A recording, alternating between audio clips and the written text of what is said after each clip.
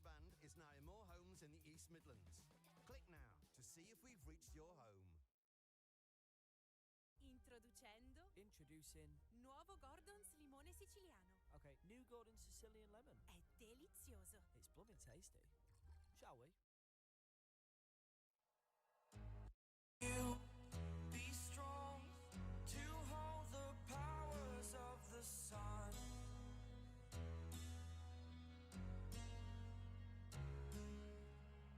To dream, believe in strength. Now I'm the only one. Only one. A good clay.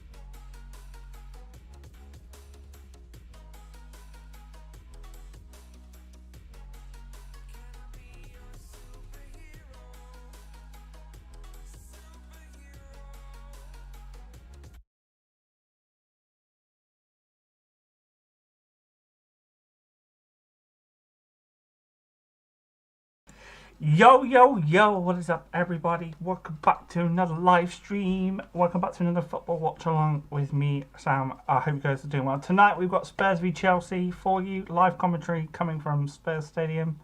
And if you guys do enjoy the stream, don't forget to smash a like on the stream, subscribe. Tomorrow we have Brighton v Man United, and then Thursday... Yo, what is up, everybody? Ow, I can hear myself. And then we have on Thursday Liverpool v Arsenal. Saturday, Everton v Brighton. Sunday, Arsenal v Sheffield United. And Sunday, we have Manchester United v Spurs. And in the evening, we'll have Liverpool v Aston Villa. So we've got lots of commentaries coming for you guys. Enjoy the stream. And I'll be in and out of the chat. So yeah, see you guys later. Peace. Bye. Starting at 7 o'clock in the evening, a couple of clay court matches. We could still be going at 20-3. What's that line from Jurassic Park? Just because you could, you never stop to think whether you should. Exactly. Russell, thank you so much. Russell's going to keep us up to date with everything that's happening at the French Open throughout the course of the tournament. A couple of matches taking place in Rugby League Super League this evening as well. Earlier, Salford came from behind to win 2018 against the leaders Warrington. And next up, it's second place Wigan against third place St Helens. And Dave Woods will be watching.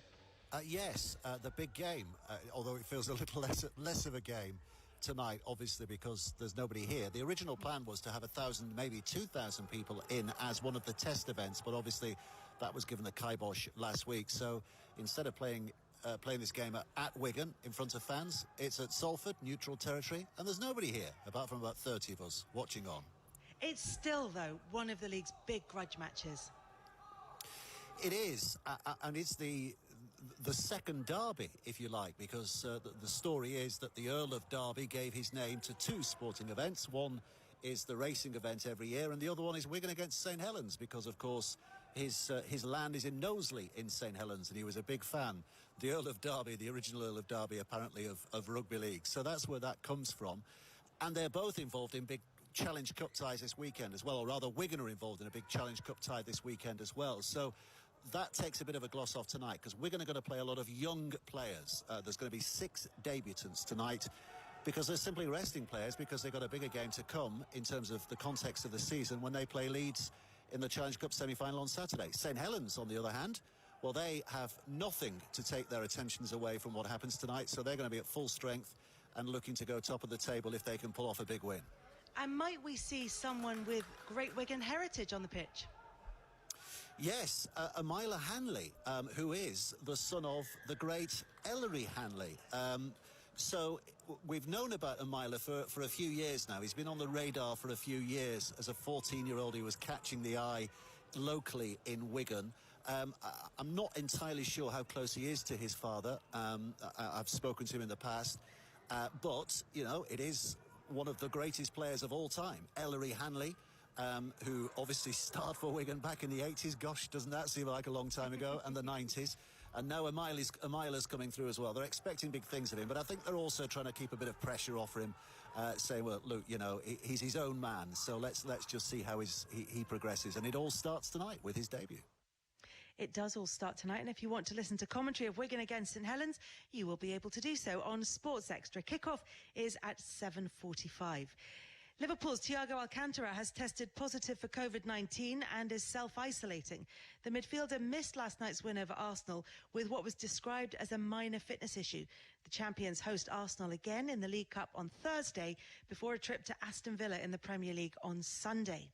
The three EFL clubs in League Cup action this week have had their coronavirus tests paid for by the Premier League.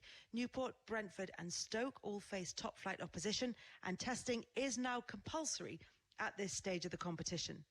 The National League has confirmed Macclesfield Town has been expelled from the division for the forthcoming season.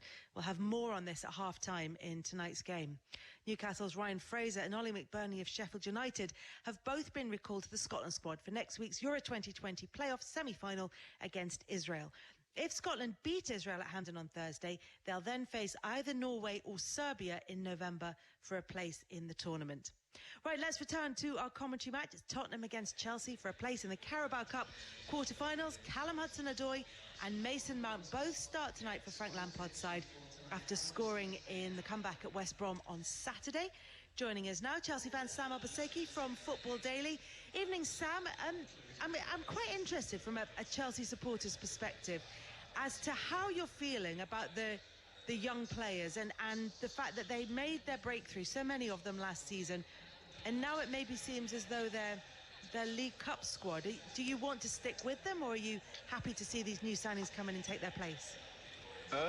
I think we just have to give Lampard some time to kind of bed in the players that he wants to. Obviously, we've made signings in the summer, signings that are obviously going to improve the squad, but he made it clear with giving Callum Hudson-Odoi a contract extension, trusting Tammy with so many games, that he does see them becoming key players for Chelsea in the future. So I think, obviously, there's a lot of pressure going on right now, but I don't think that they're going to go out on loan or going to be sold. I think that they're definitely in Lampard's plans.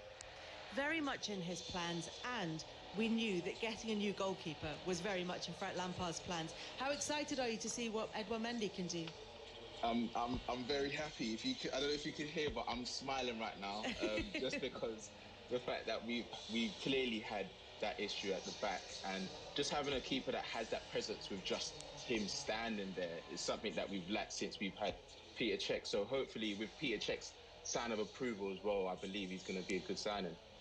Yeah, that's going to be one of the interesting things, that he's taken that same path as Cech and then has come through with his approval. So hopefully that for Chelsea fans, that's going to be the answer to that particular problem. In terms of the team tonight, there's a few of the players playing who came on in that game against West Brom. We're going to see a few of them in action. And interesting to note that it was academy products. It was Mount, Hudson-Odoi and Abraham who got you out of trouble at West Brom, which kind of backs up the point you were making earlier about them still very much having a part to play.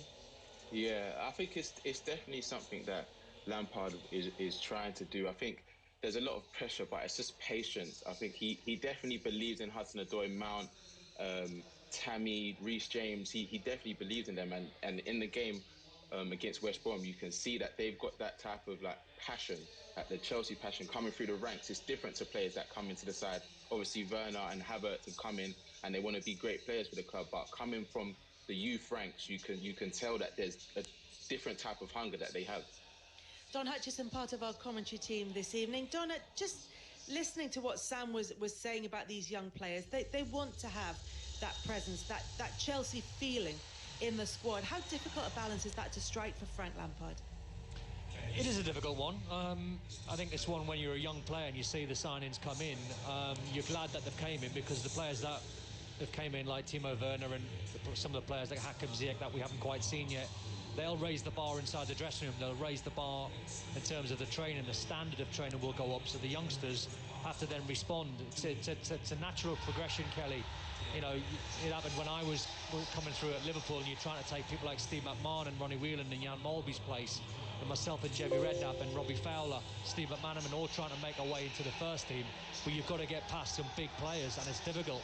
So yes, you're keen and you're eager and you've got a point to prove, but at the same time you have got to be respectful of the manager's decisions and sit back and try and learn as much as you can from the quality players that have been brought in, and people like Kovacic and Jorginho, who are already at the football club, will keep stressing to the manager, and you can only do that by performing in training and show him that you're hungry. And performances like the weekend of Mason Mount will echo probably my thoughts when Frank's picking a side. He knows he can rely on some of the youngsters, and that's the most important thing. You know, I think Tammy's got a little way to go. You know, he missed a good chance early on in the West Brom game that would have put Chelsea, I think, might have been 1-0 up at the time, or certainly 1-1, and then it takes the pressure off, and you miss some easy chances. Then all of a sudden, before you know it, Thiago Silva makes a mistake and you're 3-0 down, you're chasing the game. But you're right, and I think Sam will probably agree, you do need the youngsters to keep pushing those experienced players. Kelly, is Sam still with us? Yes. Can I ask him a question? You may. Thank you.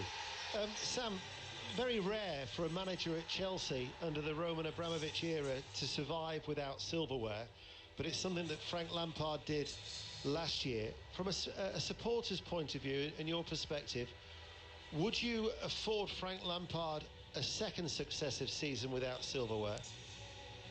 I think that's kind of a techie one. I genuinely believe that Lampard is a winner. He's a born winner. You can tell by his career that he had, and he's clearly said in press conferences when they've posed the questions of if he wants to win silverware, and he's clearly said that is the idea of him being there. He hasn't come to bed in some youngsters. He's come in to win trophies, and that's what Chelsea have been about since he's been a player and beyond that. So I think if he doesn't win a trophy this season, obviously the light is going to be on him, but I believe he's definitely going to win one. That's an interesting question. You were asking Sam, Deno, but from a club perspective, are the owner or Maria Granovskaya, are they going to be as patient with Frank Lampard as maybe the fans would be?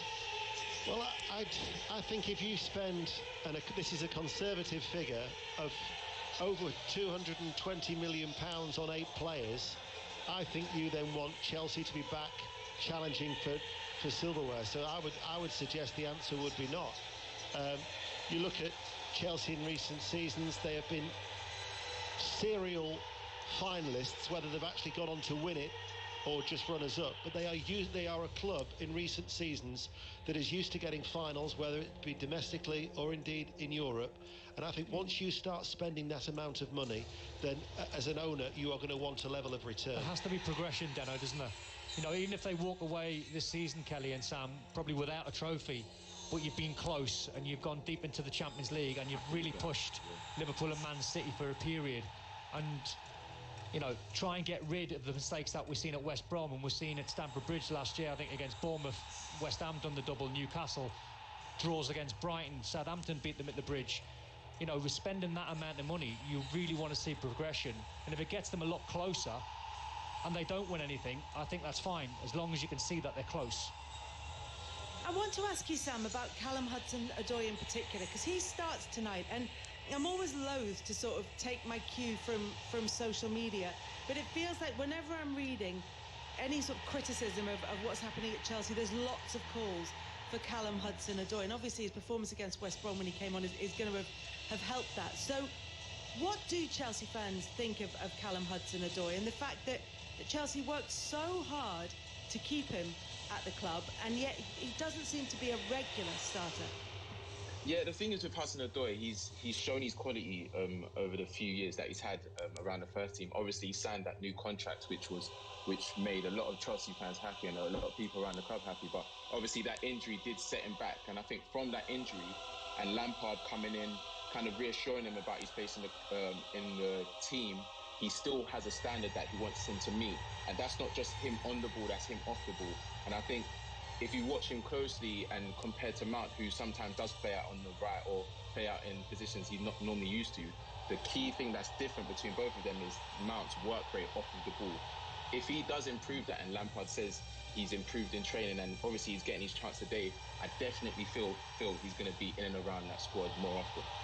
Because the thing is, Don, Don, I was just going to say, what's happened again is that now he's being linked with Bayern Munich again. Yeah. And I think it's because of that saga that there are such high expectations of him, because it looked as though Chelsea really were making the effort to make sure he stayed at the club. Yeah, good point.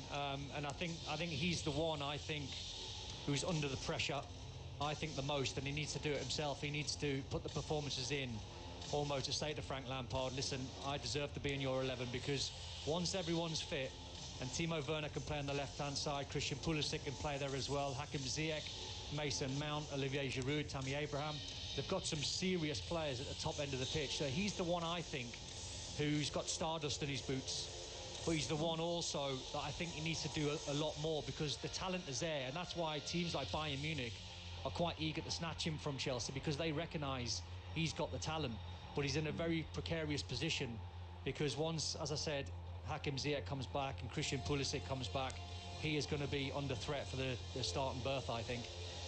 Sam, we talked about the rivalry between the two managers and obviously the shared success that they've had as well. What about you? Do you want Frank Lampard to beat Jose Mourinho? Yeah, of course, I want him to in the nicest terms, smash him, just because it will mean a lot. It will mean a lot to Lampard. It will mean a lot to the fans and also the players that obviously looked up to Mourinho when he was at Chelsea. Sam, for now, thank you very much for joining us. Sam Obaseki there from the Football Daily, joining us to look ahead to Spurs against Chelsea in the Carabao Cup for a place in the quarter-finals. Our commentary team this evening, Don Hutchison and Ian Dennis. Edouard Mendy making his debut for Chelsea this evening. So it's Deno, Don and the debutant, which has all kinds of connotations. But we're just going to hand you over for the commentary. Deno. Thank you, Lady Kelly. Yep, there he is. You can't miss him tonight with his bright orange, luminous goalkeeping outfit, as Chelsea are in the all-royal blue for this last 16 tie. And, of course, Tottenham getting through to the next stage after their previous London derby against Leyton Orient had been postponed. But there just wasn't enough room in this congested fixture schedule to replay it, harsh as it may seem on Leyton Orient, and so a place in the quarter-finals is at stake, and both sides have made the changes. 9 for Tottenham, only Lloris and Dyer remain. So you've got Lloris in goal, a back three of Tanganga, Dyer, Alderweireld, Aurier and Reguilon are the wing-backs, and Dombele, Jedson Fernandez and Sissoko in the midfield. Lamela and Bergwijn are the two up front. Tottenham in their white shirts with the navy trim and the navy shorts. And as for Chelsea, Mendy's in goal, 5-year deal after his £22 million arrival. As per Laqueta, Tomori, Zuma and Chilwell, the defence. Kovacic and Jorginho will sit in the midfield, Mount, Werner and Hudson-Odoi behind Giroud. So that's 8 changes from the side that played against West Bromwich Albion. Mount, Werner and Kovacic are the 3 who remain. However, Don Hutchison, as the referee looks to be Lee Mason down there, Jose Mourinho has been asked about Dele Alli, and he has said no Dele Alli, but there's no Son, no Lo Celso. I'm not going to speak about the players who are not here. Are you going to ask Frank why he has dropped Thiago Silva? Who is going to play up front? Nobody. We don't have anybody. No Dele Alli, which is always going to raise questions. Yeah, Jose said last week, he went talking about the players, he says 99% the players' responsibility to get himself up to speed, and I've got the extra percent, and I think that's exactly right. At some point now, because Dele Alli's too good, he needs to look in the mirror and he needs to get going. So after the players take the knee, the game is underway. But in fact, it was a false start from Tottenham, who will have to go it again as they play yet another match in this extremely congested fixture schedule. So we're underway. BBC Radio, 5 Live Sport, and also available not only on 5 Live Final Score via the red button, but BBC Sounds, which means you can take us wherever you go for this game here at the Tottenham Hotspur Stadium for a place in the quarter-finals of the League Cup. And for Tottenham Hotspur, with Jose Mourinho a game against Maccabi Haifa on Thursday night. He said he was prepared to sacrifice this game. He's made the 9 changes. They're quickly on the attack on that right-hand side and looking for Bergwijn to make a run right-hand side of the penalty area, and it's the clearance from Tamori that goes out of play over on that far side. I was going to say it makes a mockery of the tagline of the apprentice against his master or his mentor, bearing in mind that the record that Frank Lampard has got against Jose Mourinho. It's incredible, isn't it? Played 3 and Frank's came out on top every single time, so Jose won't want to make that a 4th. He'll be looking for a performance tonight, and I think with him going with 2 false 9s in Steven Bergwijn and Eric Lamela, he's looking to try and congest that midfield and try and stifle Chelsea. Here is Timo Werner. Of course, he scored here for Leipzig last season in the Champions League from the penalty spot. It gave Leipzig that slender lead that they built on back in Germany for the return leg, as Jorginho back to Tamori at the heart of that defence for Chelsea, across to Zuma, and we'll get an opportunity to look at Reguilon over on that far side. If anything, from what I witnessed in the Europa League last year for Sevilla, he will get forward at every opportunity, as Azpilicueta, just with a little swish of the right hand, wants Hudson-Odoi ahead of him. Hudson-Odoi's return ball to Azpilicueta was being cut out. Little back heel there by Lamela. Bergwijn, though, loses the ball, and Tamori will go all the way back to Edouard Mendy. The 28-year-old from Senegal, signed from Rennes, and an opportunity for him to stake his claim to be Chelsea's number 1. Yeah, you'll be looking for a quiet night. Already only a couple of minutes gone, but Spurs have got a problem to solve, because Chelsea's 2 players that have got all the freedom in the world are their 2 fullbacks, Azpilicueta and Ben Chilwell. They've got loads of room. Far side, ball played forward by Chilwell, headed away then by Dyer. Werner picks it up over on that far side. Here is Chilwell. Back it goes then, and infield now to Jorginho. Zuma, Tamori, Azpilicueta. Azpilicueta on this near side, diagonal ball, and Werner's actually, he keeps drifting in. Is that then to create the space for Chilwell on that far side? Yeah, that's exactly the run that he likes to make. He starts out, Timo Werner makes that diagonal run and allows then the fullback Ben Chilwell to get high up the pitch. And because Tottenham are very narrow, it's going to be a lot of work for Jedson Fernandez in Tanguy Ndombele to try and get out near Chelsea's fullbacks, because they've got all the room in the world.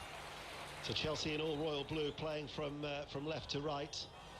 Just over 3 minutes played here, and an opportunity as the ball is eventually being retrieved over on that far side. Referee Lee Mason is not too happy.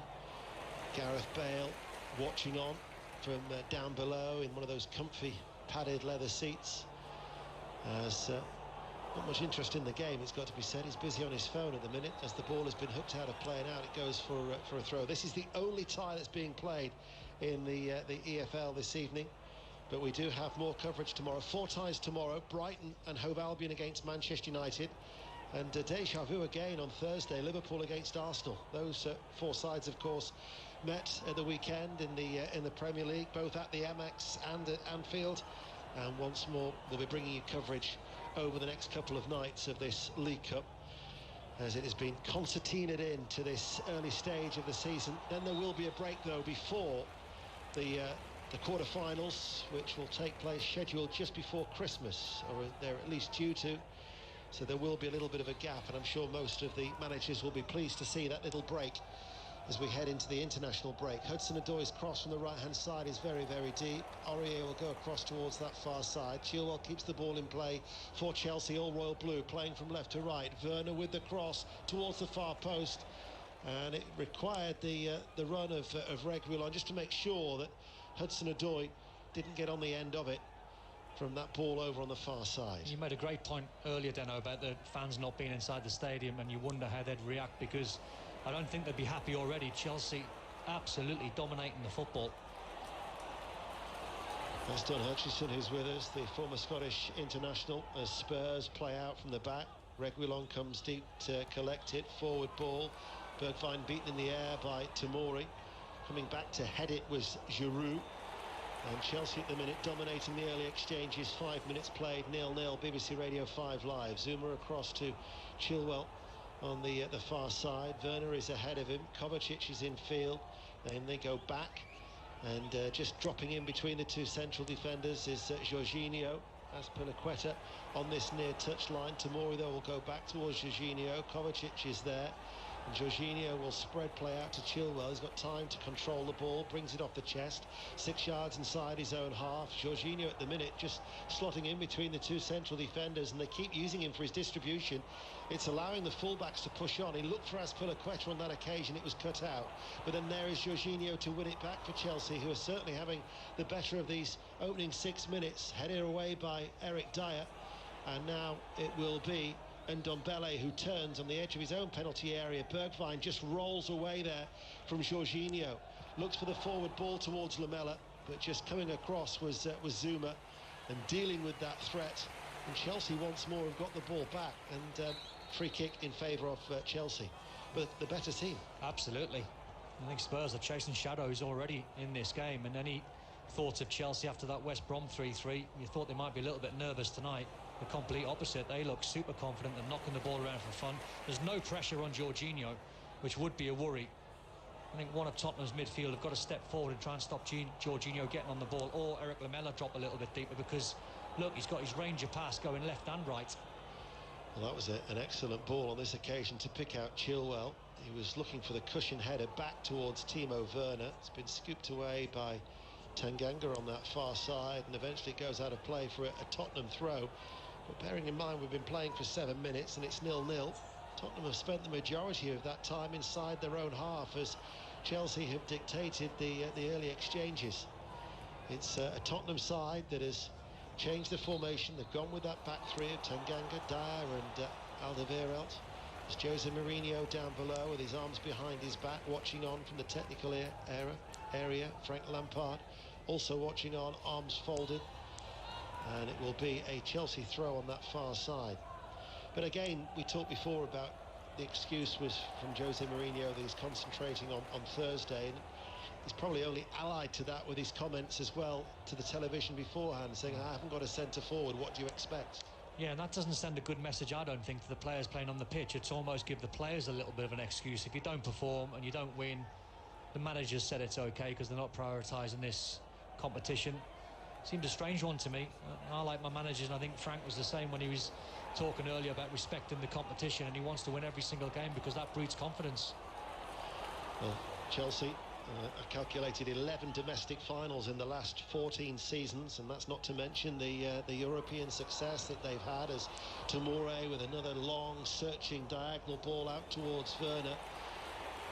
They keep pinging those balls out towards that far side, the left, and Chilwell will get forward as Kovacic loses the ball. Gedson Fernandes manages to nick it forward to Lamela, slides into the challenge. Jorginho is coming across, out of play it will go for a Tottenham throw, as white shirts and navy shorts playing from right to left. But at the minute we're yet to really see much of Ndombele and Sissoko in that Tottenham midfield. It was an area that you talked about before as a potential area of concern. It is, because they've got different styles of players in there. You know, when Harry Winks plays, he gets hold of the ball and he passes it nice and safe. I think if you're Ndombele, Sissoko and Gedson Fernandes, forget about trying to screen your three centre-halves. Try and step a little bit forward, because every time the ball goes up to Steven Bergwijn and Eric Lamela, there's 5 Chelsea shirts wrapped around the 2. No real rhythm from Spurs so far. No, it's well, they lost to Everton on the opening day. Unbeaten in 4 since, but some of the performances from a Tottenham point of view in the they should have beaten Newcastle at the weekend had it not been for that controversial decision, as they're trying to find a little bit of rhythm and consistency.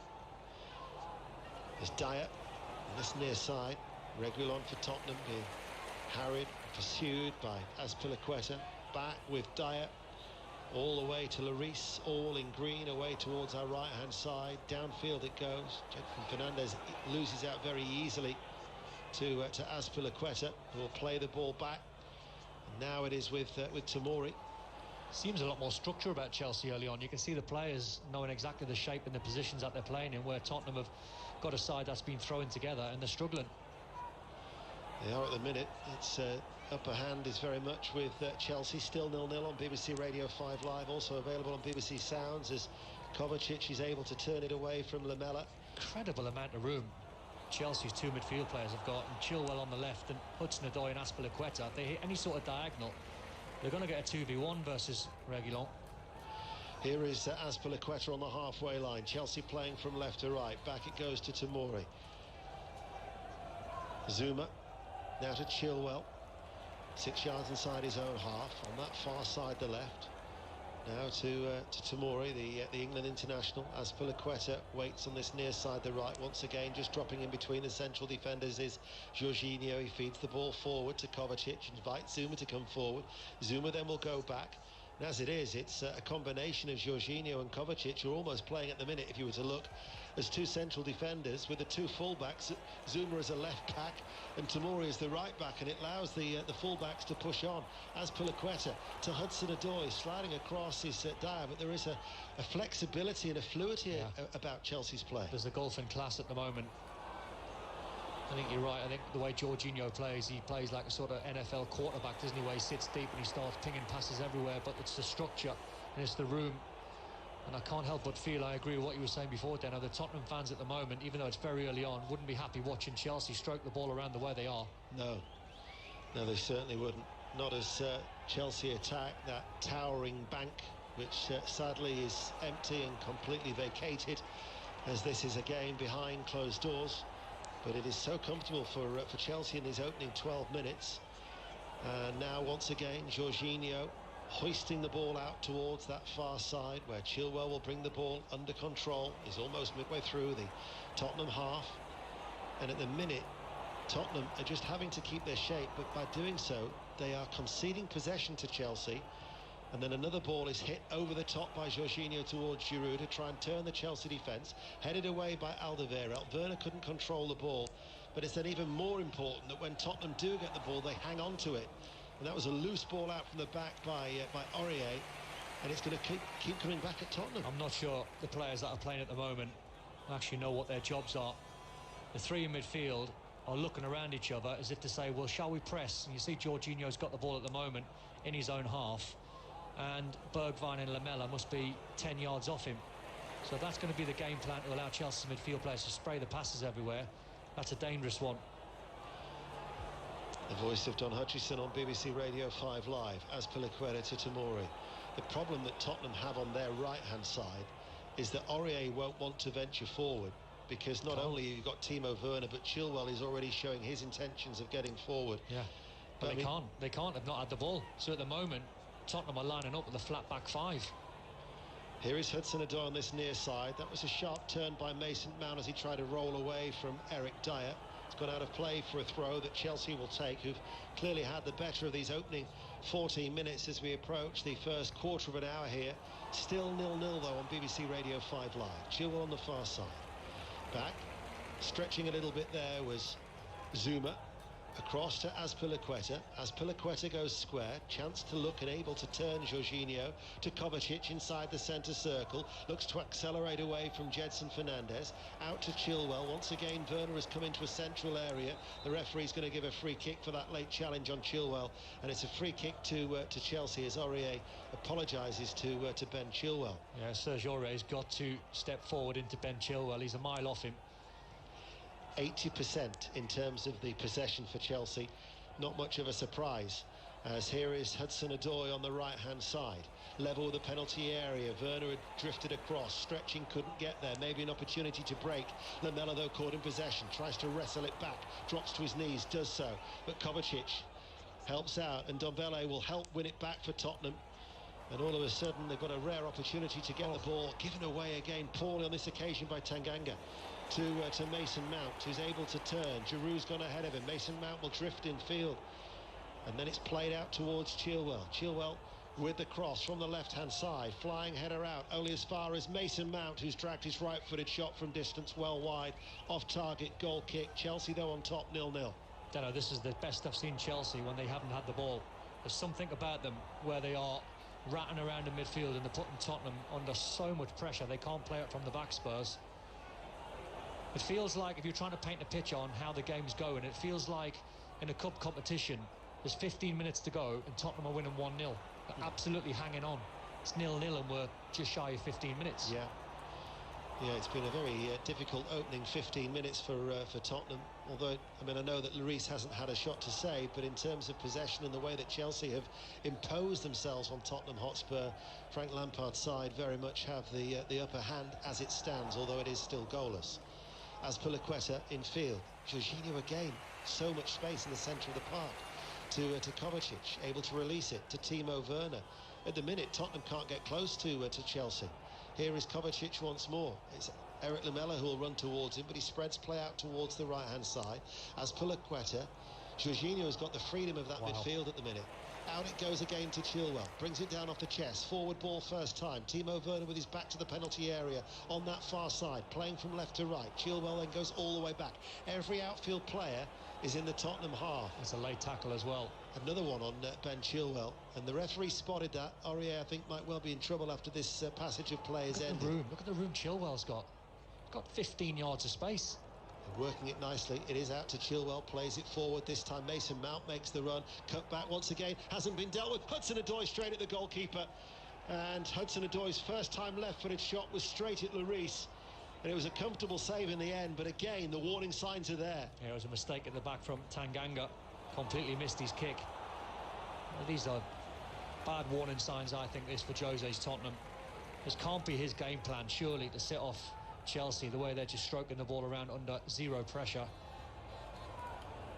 Well, they cannot afford to let these warning signs go unheeded, because then there will be problems for Tottenham Hotspur at the minute again. Chilwell playing the ball forward, Giroud trying to get in between Dyer and Alderweireld, and as it is, it's Reguilon who will play it out towards that far side, headed away there by Aurier. It's all Chelsea. Incredible how much they're dominating. Eric Lamela comes back to help out, but again, as he runs forward, there must have been, what, 3 royal blue shirts around him? The desire to win it back when they lose it is very, very strong from Frank Lampard's side. Yeah, I've not seen that in the last couple of weeks from Chelsea, and towards the tail end of the season, the amount of work that they're doing to win the ball back, but it's been so impressive. It's a Chelsea side that has made 8 changes. They actually made 6 changes when they played Manchester United at the same stage in the competition last year, after they'd played Burnley. They were actually eliminated at the round 4 stage last year, losing 2-1 at home.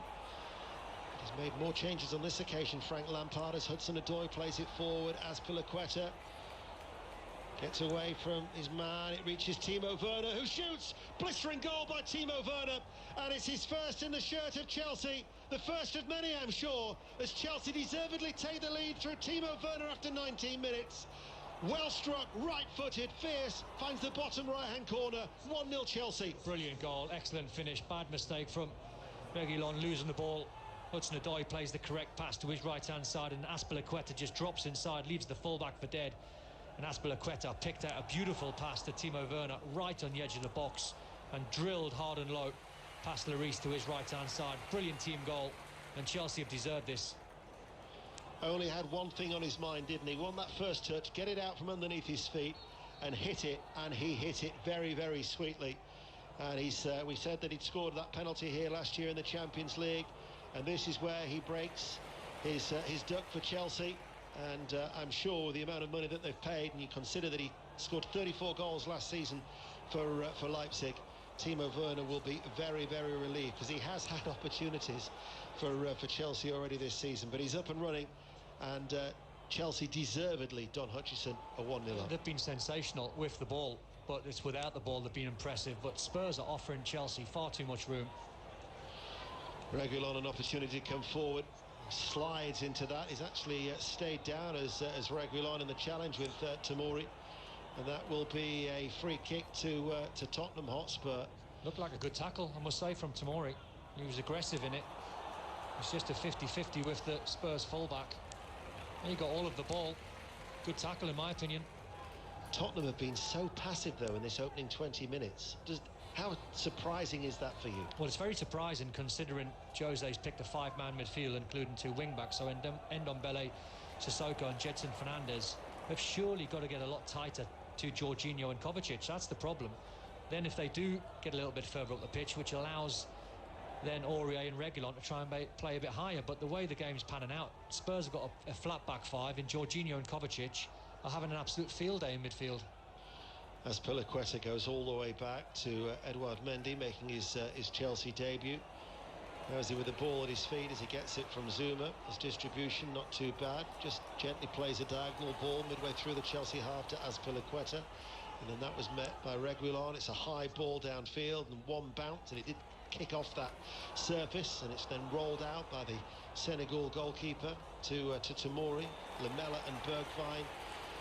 It was a half-hearted press really on the two central defenders for Chelsea, and they're able to switch it out towards Chilwell, as we'll get an update from the Rugby League. It's on Sports Extra, by the way. Wigan St Helens, Dave Woods. We played 16 minutes. St Helens already leading 12-0. Wigan got 6 debutants in tonight. It's showing Alex Walmsley, Jack Wellesby, both try scorers, both converted. Wigan 0, St Helens 12. Thanks, Dave. So commentary on 5 Live Sports Extra of that. This is BBC Radio 5 Live, also available, of course, on BBC Sounds.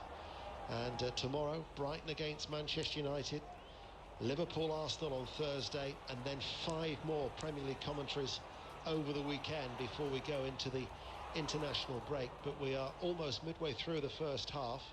Absolutely flown by, but it's a half completely dominated by Chelsea, who lead by a goal to nil. That goal by Timo Werner.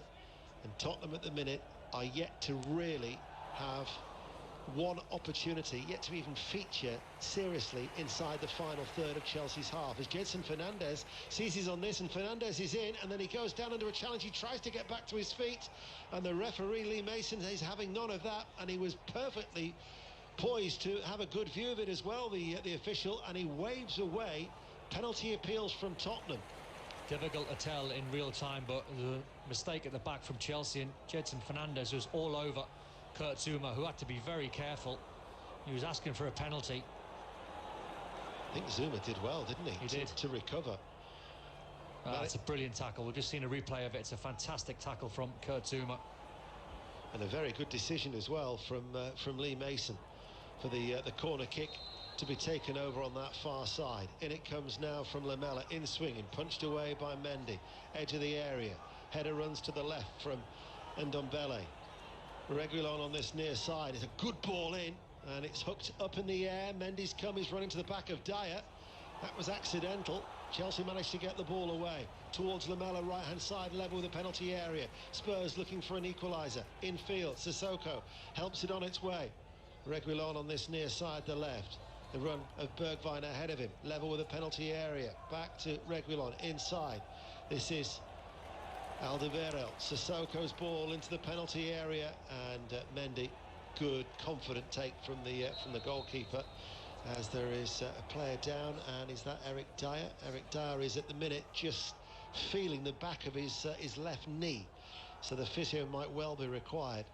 But that's the first opportunity that Tottenham have had, and it comes after you say is a mistake from Chelsea. Yeah, just made a mistake which caused a little bit of uncertainty. It was a brilliant recovery tackle from Kurt Zouma. I think Tomori's just got a slight knock as well, but it was better from Spurs because they were playing higher up the pitch. But Mendy looks comfortable. He's had a very good start. He does, doesn't he? I think because of the situation around the goalkeepers, there's always going to be that little bit of scrutiny as he makes his debut. But he kept 9 clean sheets in his 24 appearances in Ligue 1. But it's been quite clear that that was an area that Frank Lampard wanted to strengthen, and takes his spending to certainly over £220 million for Frank Lampard. Of course, Ben Chilwell making his first start tonight after his £50 million arrival from Leicester City, again on a 5-year deal, and Timo Werner, who also signed a 5-year deal, getting his first goal. What did they recoup from Eden Hazard? Was it 150? Was it just shy of 150? I think it was, yes. So it's not a bad spend from Chelsea's point of view when you think of 150 coming in and then bringing in 8 new signings.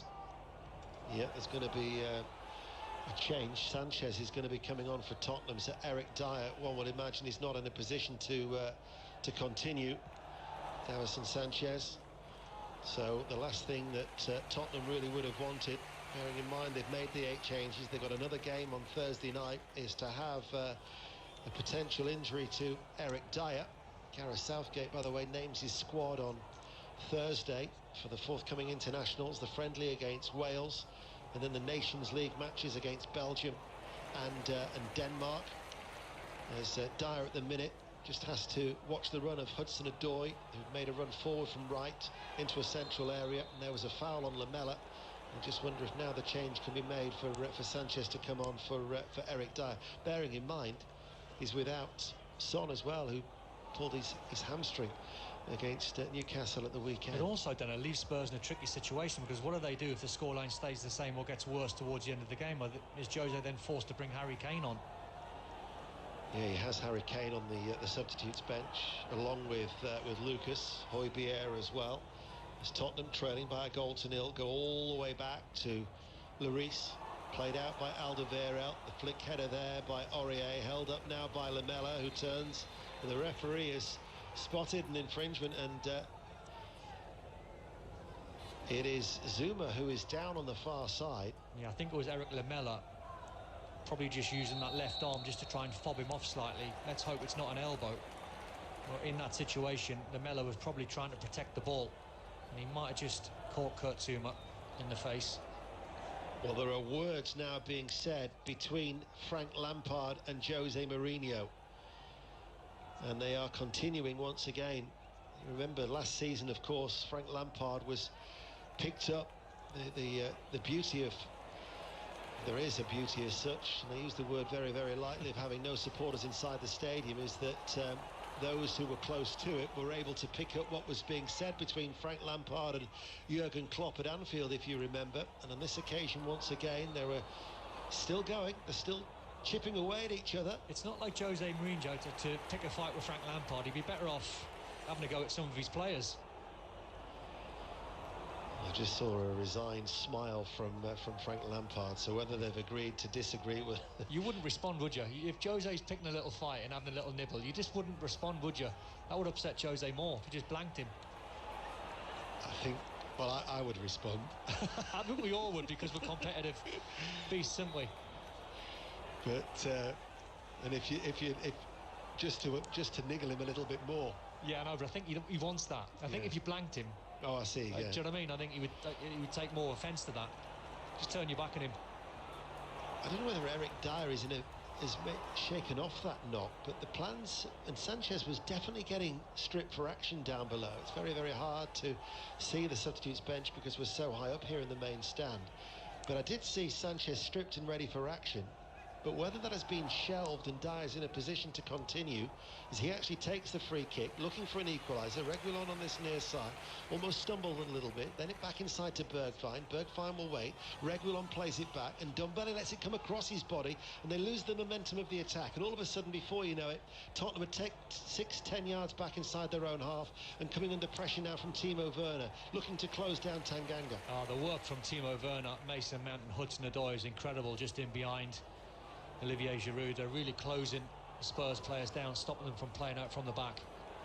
Lamela has overrun that and booted away downfield by Tomori. Chelsea still leading through that Timo Werner goal after 19 minutes. They'd tested Lloris just a couple of minutes beforehand through Hudson-Odoi. Jose Mourinho, his record in the League Cup, won it 3 times with Chelsea, once with Manchester United.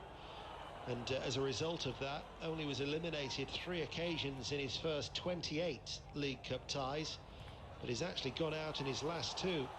Manchester United against Bristol City, and then against Derby County, as Sissoko feels for handball. It did strike his hand, but it wasn't deliberate, and Tomori will clear for Chelsea on the edge of his penalty area. Here now is Ndombele, loses the ball in the centre circle, played forward by Jorginho. Hudson-Odoi now, edge of the area for Chelsea. Hudson-Odoi slips, quickly back to his feet, just outside the box, still threatening, scoops it across. Timo Werner off the chest, forced out wide, left-hand side of the penalty area. Plays it back to Chilwell, left corner of the box. Chelsea still lead by a goal to nil. Aurier forcing Chilwell back, and Aurier then, as Zuma slides in, wins the ball for Chelsea but concedes a throw. As a result, half an hour played and Chelsea still the better team, 1-0. What a ball that was from Hudson-Odoi. He actually broke away from the pass from Jorginho into Tottenham's 18-yard box and then just lost his balance, but brilliant vision to try and spot Timo Werner to the far post and chipped a fantastic ball into his chest. We talked earlier about, from Frank Lampard's point of view, yet to lose against Jose in 3 previous meetings. Do you think Jose knows that? Well, if he doesn't, he wonder if he knows this one as well, that Frank Lampard's only away clean sheet away from home in the Premier League last season was actually here, as Hudson-Odoi has picked up on this ball and runs and crosses, and Giroud lets it go through with a dummy, but Timo Werner can't get there. Tanganga will clear. Yeah, that's what Chelsea need to improve on. I think it's one clean sheet in 21, Deno, isn't it? Yeah, that's what they need to improve on. They can't keep going through games conceding goals. Yes, it's the weak link, as they were found out at the weekend against West Bromwich Albion, although they were relieved to salvage something. So with that fight back to 3-3 at the Hawthorns. Here though, Tottenham haven't created anything in the opening 31 minutes, and I know that they are without a recognised centre forward. I know that the fixture list has not been kind. It's been very congested and daunting. With this is what, the 6th game in a matter of no time. But even if you're Jose Mourinho and you haven't got a fully fit squad and you're trying to patch a team together, you still can match the shape of Frank Lampard's Chelsea and so sort of go man for man, if you like. It makes the jobs for the midfield players especially a lot easier, because they're chasing shadows at the moment. Yeah, they are. But there's been no impression from anybody really from a Tottenham Hotspur point of view. Trailing by a goal to nil.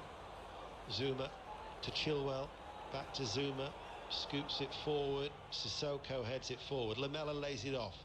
Played forward then by Ndombele. Ndombele to Bergwijn. He tried to lay it out to Lamela. Here is Reguilon. Touches the ball forward. No real conviction on that touch, and it's easily intercepted. And here is Hudson-Odoi, who, good ball that is, switching it out to Werner. Lucky. It wasn't lucky, just brushed the top of the head from Timo Werner and out for a Tottenham throw. There's a little battle going on between Timo Werner and Serge Aurier. Werner tried to make a run when Chilwell had the ball, and Aurier completely blocked him off. Hudson-Odoi started well though, hasn't he? Looked sharp. Yes, he has looked sharp. We'll have to keep an eye on that, because already Aurier, I think on a couple of occasions, has caught Chilwell, hasn't he? So the referee... It was a difficult one for Lee Mason to spot, because it was one of them sort of dark arts one where Chelsea had the ball, Chilwell had it, and he was just playing a ball square, and Timo Werner tried to make a run and he just completely stood in his path. Aurier and blocked him off, knocked the German to the floor. It's the 7th League Cup tie between the two. In that, because of 2-legged matches, there have been 10 games in total, but in terms of the overall ties, Chelsea have won the 4 of the previous 6, and they're leading by a goal to nil here with just over 10 minutes to go to half-time on BBC Radio 5 Live and also BBC Sounds. Azpilicueta. Tempo of the game has slowed down, but it's still Chelsea dictating the tempo. Jorginho across to Zuma. Back to Jorginho once more. Spurs drop off, so there's no pressure on the ball to Jorginho. Along the ground to Azpilicueta. Slides it forward. Interception. Reguilon. Now with Jedson Fernandez just outside the centre circle of his own half. He runs forward. And there had been a foul, I think, from Kovacic, that the referee was prepared to try and let the game flow. But when there was no advantage, he's pulled it back. And it will be a free kick to Tottenham Hotspur. We can't allow Jorginho just to dictate the tempo in the middle of the park, because he'll just eat down the clock for the remainder of the game. There's no pressure on him. He'll never waste a pass. Reguilon just over the halfway line. Here is Ndombele, who is being crowded by Hudson-Odoi and Jorginho. The throw. Spurs go back. Eric Dyer clearly has recovered from that knock, and so as a result, Davison Sanchez is yet to come on with 10 minutes to go to half-time. I'm sure they'll check it again at the break. The body language then of both managers. Frank Lampard's clapping at his players for closing them down. He's encouraging every single player. Jose's just standing in his technical area, hands in his pockets. Another resigned look from Jose Mourinho. Aurier, right-hand side, manages to find Lamela. Sharp turn. Lamela, good save by the feet of Edouard Mendy. Comes back towards Reguilon, heads it into the penalty area. Tomori hasn't really dealt with that, but the goalkeeper again quickly off his line and takes the catch and gathers in the ball. And that's the first save. And Mendy does so to keep out Lamela with his feet. Should have been 1-1. It was a good effort from Eric Lamela on his weaker right foot. Good save from Mendy. But if he had that one back again, Eric Lamela, he'd have fancied it. First chance that Tottenham have created 10 minutes before half-time as they trail by a goal to nil. Here is Kovacic. Back to Chilwell, forward ball. Kovacic will probably lose out in the foot chase to Jedson Fernandez, who does get there. Now can come forward. Great skill from Jedson Fernandez. He's certainly had a slow start to his Tottenham career, hasn't he? When you think that only 12 appearances last season, yet to score, hardly started at all in the Premier League. Just needs a run, doesn't he? I mean, at 21, and coming to the Premier League, you're looking for starts, you're looking to try and get some consistency, some confidence, and he's in and out the side. He was Jose's first signing. Mind you, he only scored 1 goal in 43 appearances during his time at Benfica.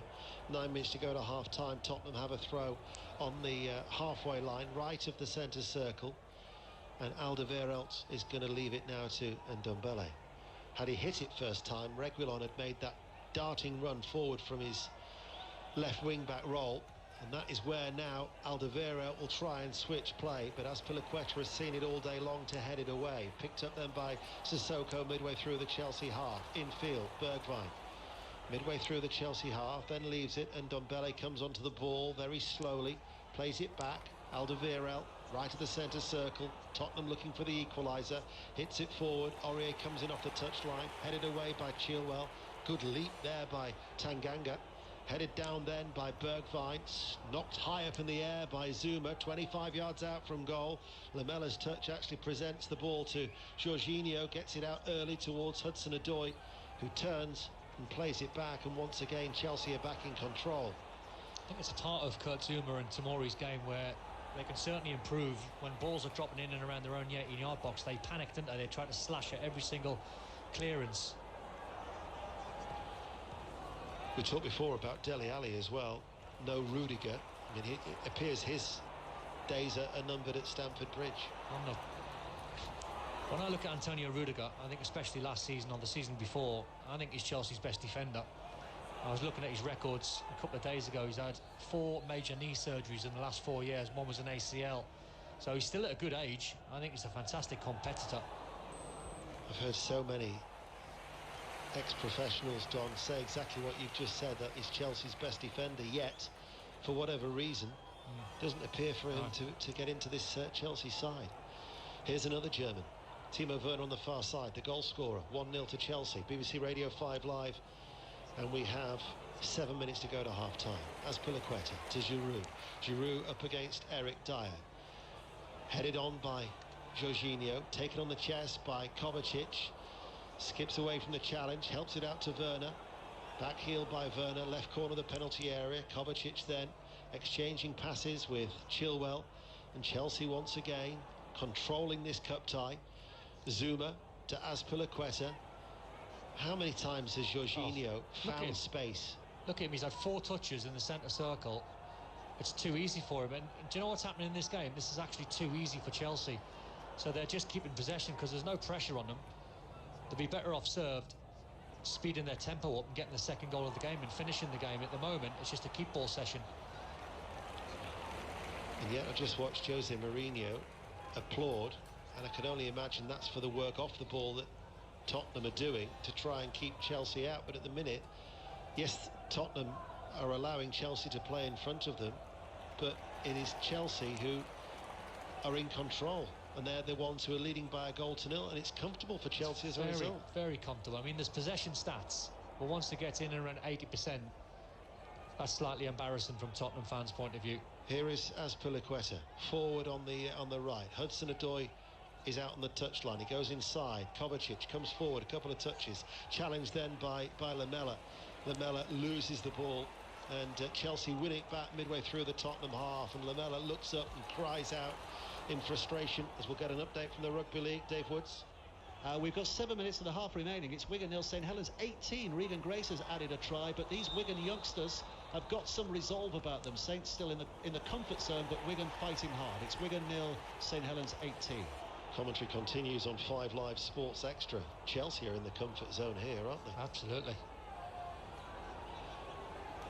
And it's been quite prophetic, the words that we said ahead of kickoff with Kelly, isn't it, about the supporters, how they wouldn't tolerate such a performance. There's no way the Tottenham fans would accept this.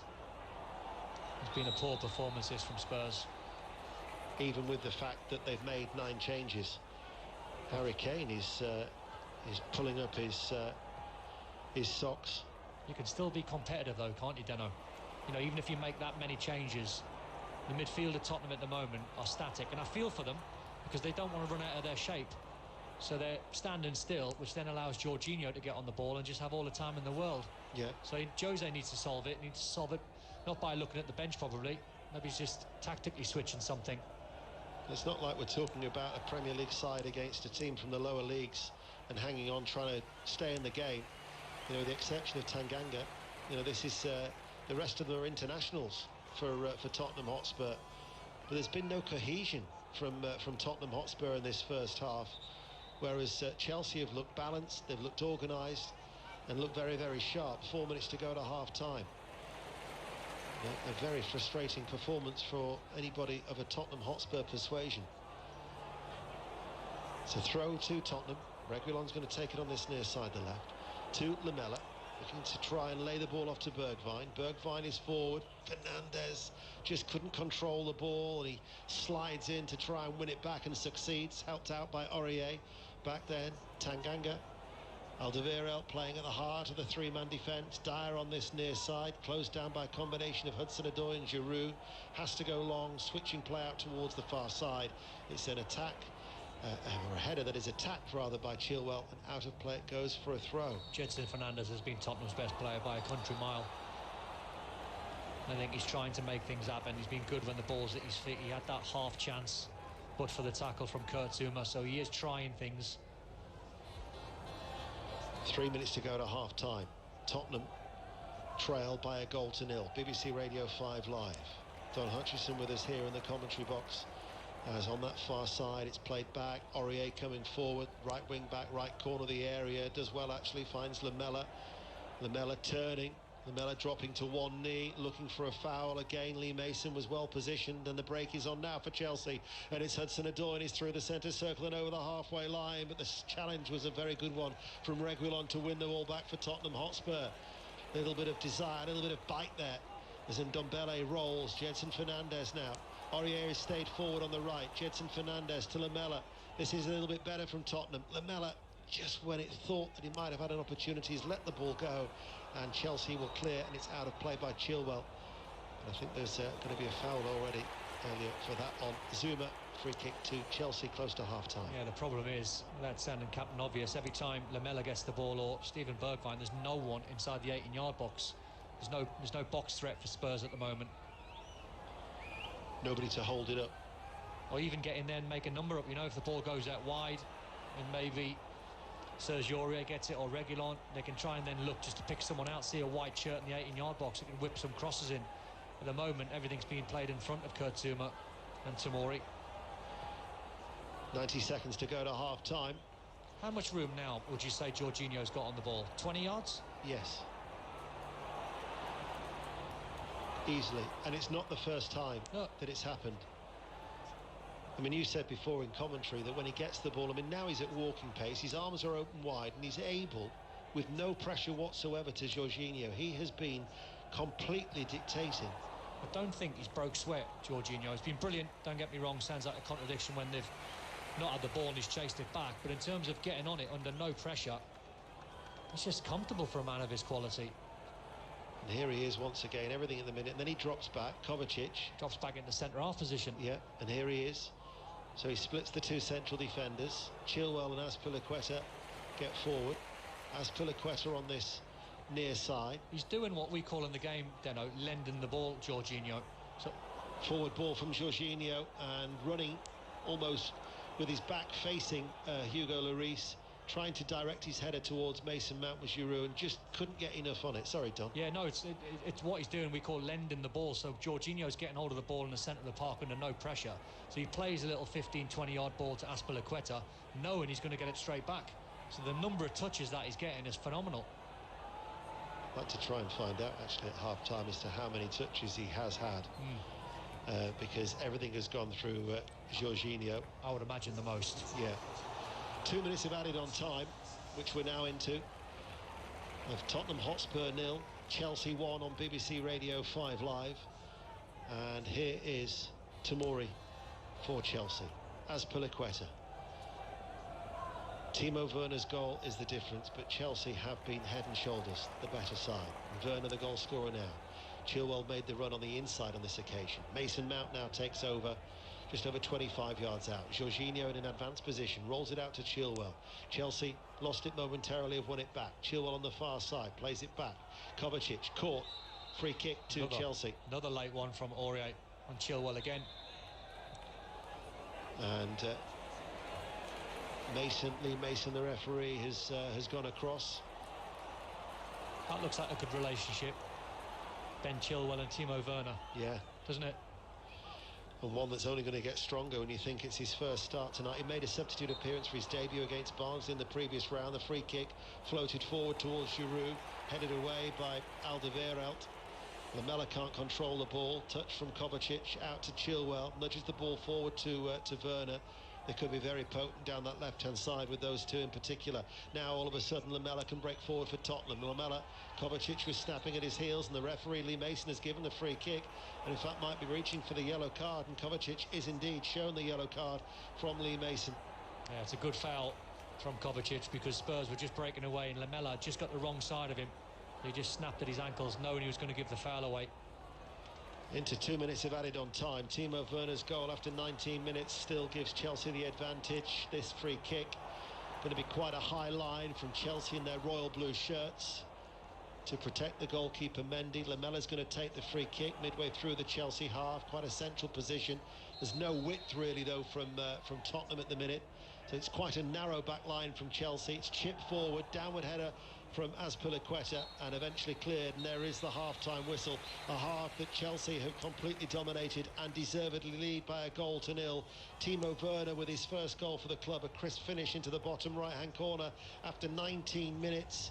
They have completely dominated. There was an opportunity after an error at the back that let in Jedson Fernandez, with a good recovery from Zuma, dealt with that, and then Lamela had a shot that was saved by the feet of Mendy. Spurs 0, Chelsea 1. The thoughts of Don Hutchison? Very good, Chelsea. Been absolutely exceptional since minute one, and I'm pretty sure Jose won't be a happy man going in at half-time. I think very contrasting team talks. Frank will be over the moon. He'll tell his team to go forward. There's more goals if they really want them, but Jose's men work to do. Work to do indeed. Half-time here at the Tottenham Hotspur Stadium in North London. It's Tottenham Hotspur 0, Chelsea 1. Yeah, definitely in London. You've got the geography. You've got the geography bang on there. Don, are you surprised at how much of a gap there is between Tottenham and Chelsea in terms of performance? Absolutely, Kelly. It's been far too easy. You know, we must have mentioned Jorginho. It feels like 100 times in commentary, because even though it's a patched-up Chelsea side with Spurs side with loads of changes, you can still be competitive. You know, Jose's picked a three-man midfield to stop Jorginho and Kovacic getting on the ball. It's been the opposite. The three midfield players have tried to protect their own three centre-halves and made, you know, hard work of things when it should have been a lot easier in terms of having an extra pair of legs in there. I heard you mention Ben Chilwell as well. That left-back position has been something that seems to have been troubling Frank Lampard. Does it look like he's found the solution, particularly with the link-up with Werner? Yeah, they look really good. They're on the same wavelength already. And the way Chelsea are playing and how much room the fullbacks have got, it's incredible. So every time, I mean, our vantage point, me and Denner's vantage point here, watching the game from up high, we can see everything going on. And every time they move the ball, Chelsea, into the middle of the park, Chilwell goes really high down the left-hand side, and Azpilicueta the same down the right side. But every time he's got it, Chilwell, he's looking for Timo Werner. Don Hutchison, Andy and Dennis will take you through the second half very shortly, but Chelsea leading Tottenham by 1-0 at the Tottenham Hotspur Stadium at half-time. There are 7 matches taking place in the EFL Trophy tonight. Latest scores: Walsall drawing 1-1 with Chelsea's under-21s. Crewe are 1-0 up against Newcastle. Tranmere Rovers 2, Liverpool 1. Scunthorpe United being beaten 4-0 at home by Manchester City's under-21s. And Colchester trailing by 1-0 against West Ham's under-21s. And it's half-time. Rochdale 0, Man United 0, Salford 1, Morecambe 0. Now, though, time for the BBC News with James Gregg. On digital, BBC Sounds, smart speaker and online. This is BBC Radio 5 Live. Thank you, Kelly, and good evening. New coronavirus restrictions are being brought into cover 4 local authority areas in North Wales, affecting more than 500,000 people. They come into effect from Thursday evening. It will mean people won't be able to enter or leave the areas without a reasonable excuse, and they'll only need to be able to meet those from other households outdoors. The government's handling of coronavirus restrictions in most of North East England has faced fierce criticism after both a minister and Boris Johnson couldn't explain details of the new rules. The Labour leader of Newcastle City Council described it as shambolically incompetent. The government since clarified that it will be illegal to meet others socially from different households indoors, while meeting in such a way outdoors would be illegal, but against official guidance. And a new package of measures has been announced by the government to try to plug skills gaps in the workforce, with experts predicting a significant rise in unemployment in the coming months. Boris Johnson said the pandemic had accelerated existing problems. The measures include a free college course for people in England without an A-level or equivalent qualification. On BBC One. Sometimes life happens and you just have to deal with it. Behind the doors of 4 flats. We've been neighbours for years. And yet I barely know you. Are 4 extraordinary stories. Help! I'm having my baby! A brand new drama from the writer and producers of Dr. Foster. Some things are best kept secret. Suits me. Life. We can't go on like this. I know. Starts tonight at 9 on BBC One and iPlayer. This is 5 Live Sport with Kelly Cates. This evening's sports headlines before we head back for the second half at the Tottenham Hotspur Stadium is that Liverpool's Thiago Alcantara has tested positive for COVID-19 and is self-isolating. The midfielder missed last night's win over Arsenal with what was described as a minor fitness issue. Newcastle's Ryan Fraser and Ollie McBurney of Sheffield United have both been recalled to the Scotland squad for next week's Euro 2020 playoff semi-final against Israel. Heather Watson is out of the French Open tennis. She lost in straight sets against Fiona Ferro, and it means all 6 British singles players have lost in round 1. Russell Fuller and the 5 Live tennis team will look back on the opening 3 days at 10 o'clock here on 5 Live. Sale beat Northampton 34-14 earlier in the Gallagher Premiership, and Salford beat leaders Warrington 2018 in the Super League. In the second match of the evening, St Helens lead Wigan 18-0 at half-time, and you can listen to commentary of that one on Sports Extra. There's also been more bad, if expected, news for Macclesfield Town today. We're joined now by BBC football reporter Simon Stone. Simon, just outline what's happened. Yes, Kelly, not unexpected news, as you say. Macclesfield has been expelled from the National League as of the 12th of October. This comes 13 days after they were wound up in the High Court, which came after a season where they had 17 points deducted for various financial irregularities and non-payment of wages by the EFL. That meant that they finished bottom of League Two, got relegated to the National League, and now the National League have taken action, the only action really that they could take. Between now and the 12th of October, Macclesfield is supposed to have 3 games against Bromley, Borehamwood and Aldershot. They've been postponed. They obviously won't play, and that is the end, I'm afraid, of Macclesfield Town. So is there anything that happens now, Simon, or is that it? I think that's it. I don't see any way back from that. I think that will be a case of the club and their fans having to start again in much the same way as Bury's fans have had to start again, and other fans down the years, Chester and Halifax that I'm thinking of, but others down the years as well, have started. It remains to be seen how the club will, or how the club, I suppose how the club will try and re-enter the football pyramid, but it's difficult to see how they would be allowed into the National League, even at National League North level, having been expelled from the competition today. Macclesfield have a proud history. In their current form, it goes back to 1946, although football was played in Macclesfield a long time before that.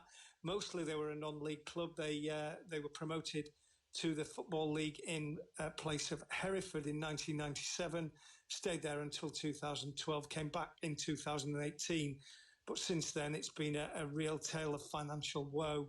And as I say, because of these financial issues that they had this year. They had 17 points taken off them, and that is what relegated them to the National League, and that is what has seen them expelled from that competition today.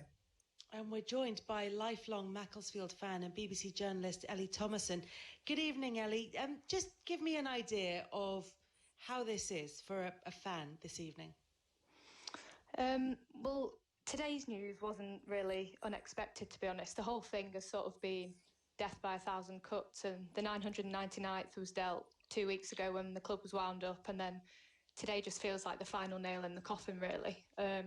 Although myself included was kind of clinging on to a bit of hope that after the news came in, there was news of bids going in and potential takeovers, and, you know, apparently they were working with the National League to potentially be allowed to carry on, but I think even the most optimistic of us knew that that was never really going to happen. So, yeah, when the news dropped 2 weeks ago, it was kind of really upsetting and heartbreaking, but I think today is the day that it's really sunk in, and it's like we're not going to be starting the season on Saturday, and we don't know when we're going to play again, if at all.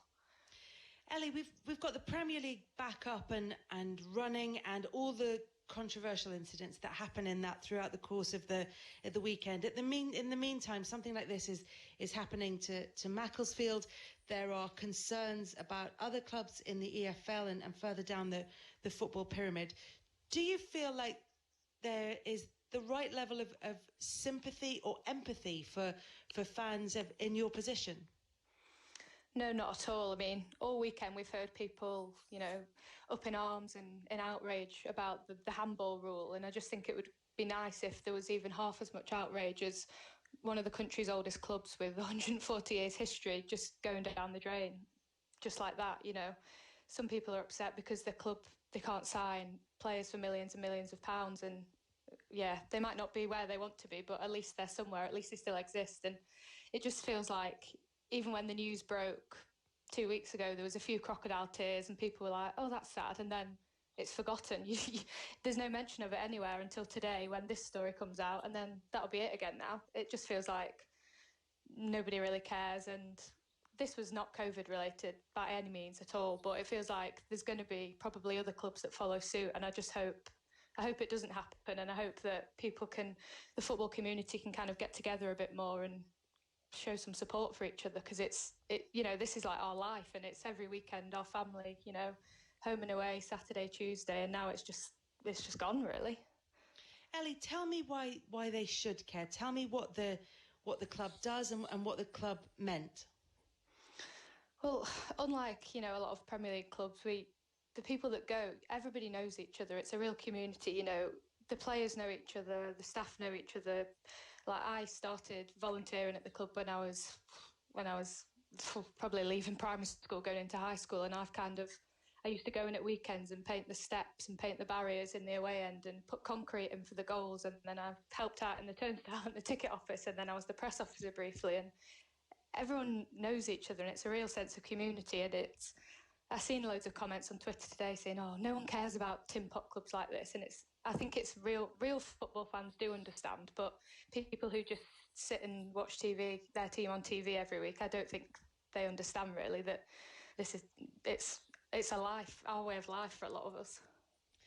Just briefly, Ellie, if there were a Phoenix club or the equivalent, if there was another way for Macclesfield to exist in another sense, would you follow them?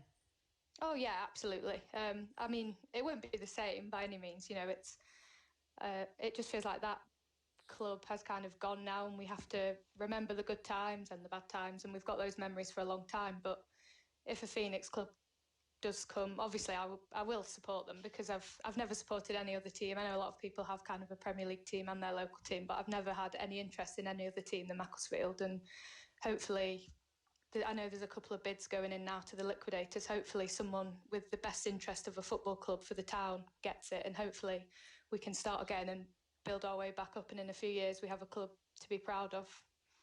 We wish you all the best. Ellie, thank you so much for joining us. No problem, thank you. Thank you very much to Ellie Thomason. Simon Stone also with us. Talking of fans at National League level, the FA have released details, Simon, of who can and who cannot attend FA Cup games this weekend. Now, it's not difficult, but it's not easy rather, but you are going to explain. Right, okay, so there are... Get a pen, everybody. 18 ties where there's a National League North or South side at home. None of those will have any fans in. They will all be played behind closed doors. There are 19 ties where National League North or South sides are away to sides who are lower in the pyramid than them. There will be fans at those games, and it depends which league they're in as to how many fans. Could be as many as 600, but not fans of the National League team. So York City won't have any fans at Warrington Rylands. Dulwich Hamlet won't have any fans at Corinthian Casuals, which has prompted a very sarcastic note on Twitter from Corinthian Casuals. Anybody who wants to look at that, that's quite amusing. But at least there are FA Cup matches this week, because the big news around the National League tonight is that the government has pledged or at least assured the National League that they will cover the costs of lost revenue through the turnstile whilst games are played behind closed doors, and we're led to believe that is going to be around £20 million, and that will allow the National League and the FA Cup to take place this afternoon. At the weekend. At the weekend, in the afternoon. I got confused. Simon, I'm not surprised. It's something that if you are planning to go to one of those games, check that you're going to be allowed or not allowed to go in. And of course, obviously, then national rules are going to supersede anything in there as well. So that just adds another layer of complexity to it. But keep an eye out, follow your clubs on social media and see if you can find out if you can go to one of those sides. Of course, no fans at all at the Tottenham Hotspur Stadium for that game this evening, where Tottenham are trailing by 1-0 against Chelsea. It's all got a little bit heated on the sidelines, but all is calm and peaceful between Don Hutchison and Ian Dennis. Absolutely, it always is. Yeah. Didn't get a cup of tea though. No, well that's not my fault. That's the producer's fault. John's fault. Yeah. Look at him. Look. Although he has provided the statistics as we wait to get this second half underway, and in that first half, 71% in terms of possession, 2 shots on target. Would you have expected more shots on target for that amount of possession from Chelsea? The good news is for Tottenham fans, it was 80% at one stage of possession, so they've brought it to 71. I think the game, in all honesty, Deno, for Chelsea, it got too easy. You know, Spurs were offering no press whatsoever, so Chelsea just thought, well, if you're not going to press us, we're just going to keep hold of the ball. I think Frank Lampard will demand that second goal, and that'll be his team talk at half-time. Well, neither side has made a change at half-time as we're back underway, with Tottenham Hotspur in their white shirts with the navy trim and the navy shorts, with Lloris in goal, a back three of Tanganga, Alderweireld and Dyer, the wing-backs Aurier and Reguilon, midfield of Ndombele, Sissoko and Jedson Fernandez, Lamela and Bergwijn are up front.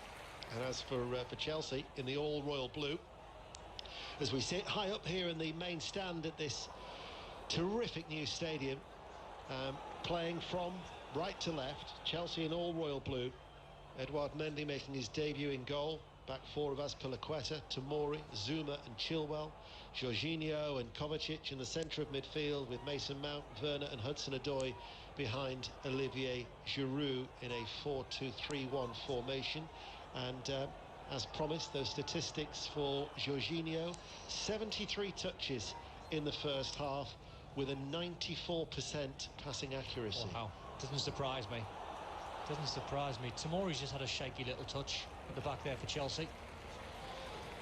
Don Hutchison, the former Scottish international, with us here on BBC Radio 5 Live, as Tottenham looking for a throw on that far side, but in fact it goes against Reguilon, and it will be a Chelsea throw right down by the corner flag as Tottenham Hotspur are attacking that giant cantilever stand that holds 17,000 supporters.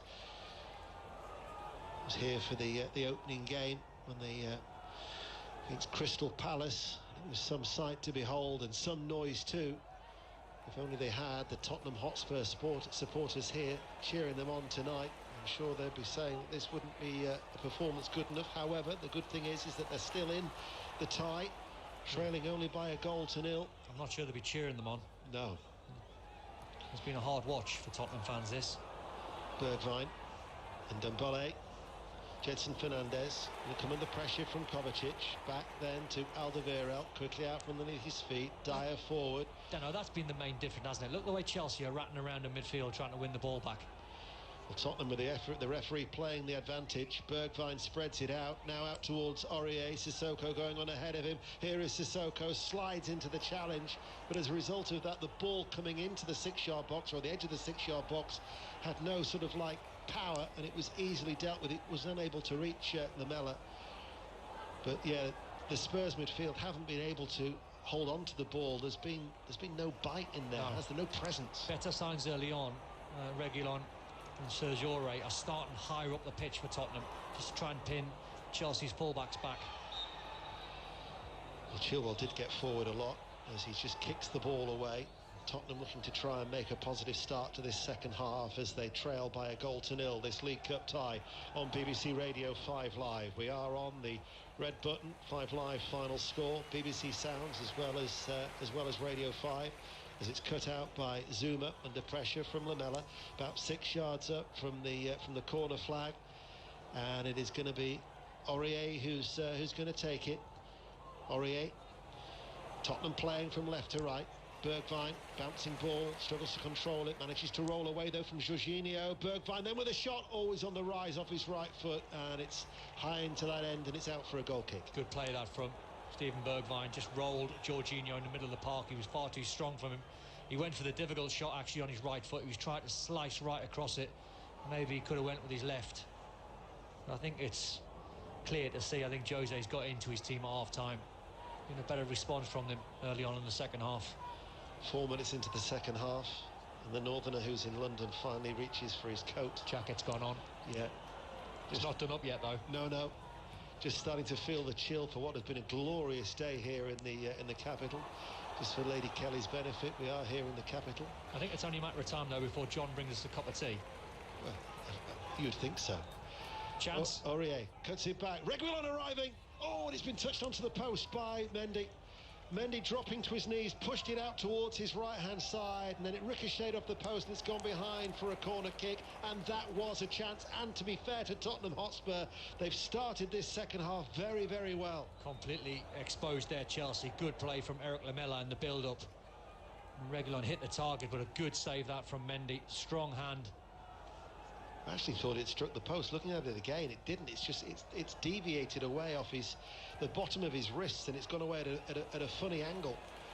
But Reguilon, who only scored 2 goals whilst he was on loan at Sevilla last year, has got the corner. In it comes from Tottenham Hotspur, flying fist away by the goalkeeper Jedson Fernandez, down into the ground. They're appealing that it took a deflection, but Lee Mason is saying not, and it's gone through for a goal kick as Chelsea lead by 1-0. I think Dyer might be in trouble. I think he's had a little pop at Lee Mason there. Well, good save by Mendy, wasn't it? Very good save. Yeah, Reguilon was coming onto that on his favoured left foot. It was a good strike. He hit it nice and firm. And Mendy stood up as long as he could, and a smart save. So for all that we've said about how well Chelsea have played, when you actually look at the opportunities, with the mistake where Zuma rescued that one for Jedson Fernandez, Mendy saving from Lamela and now from Reguilon, Mendy's actually been a busier goalkeeper than Hugo Lloris. And I think that stems from Tomori and Zuma. And I think they're very, very aggressive defenders, not necessarily amazing on the ball. And they take 1 or 2 chances trying to play in midfield. I don't think it's their strength.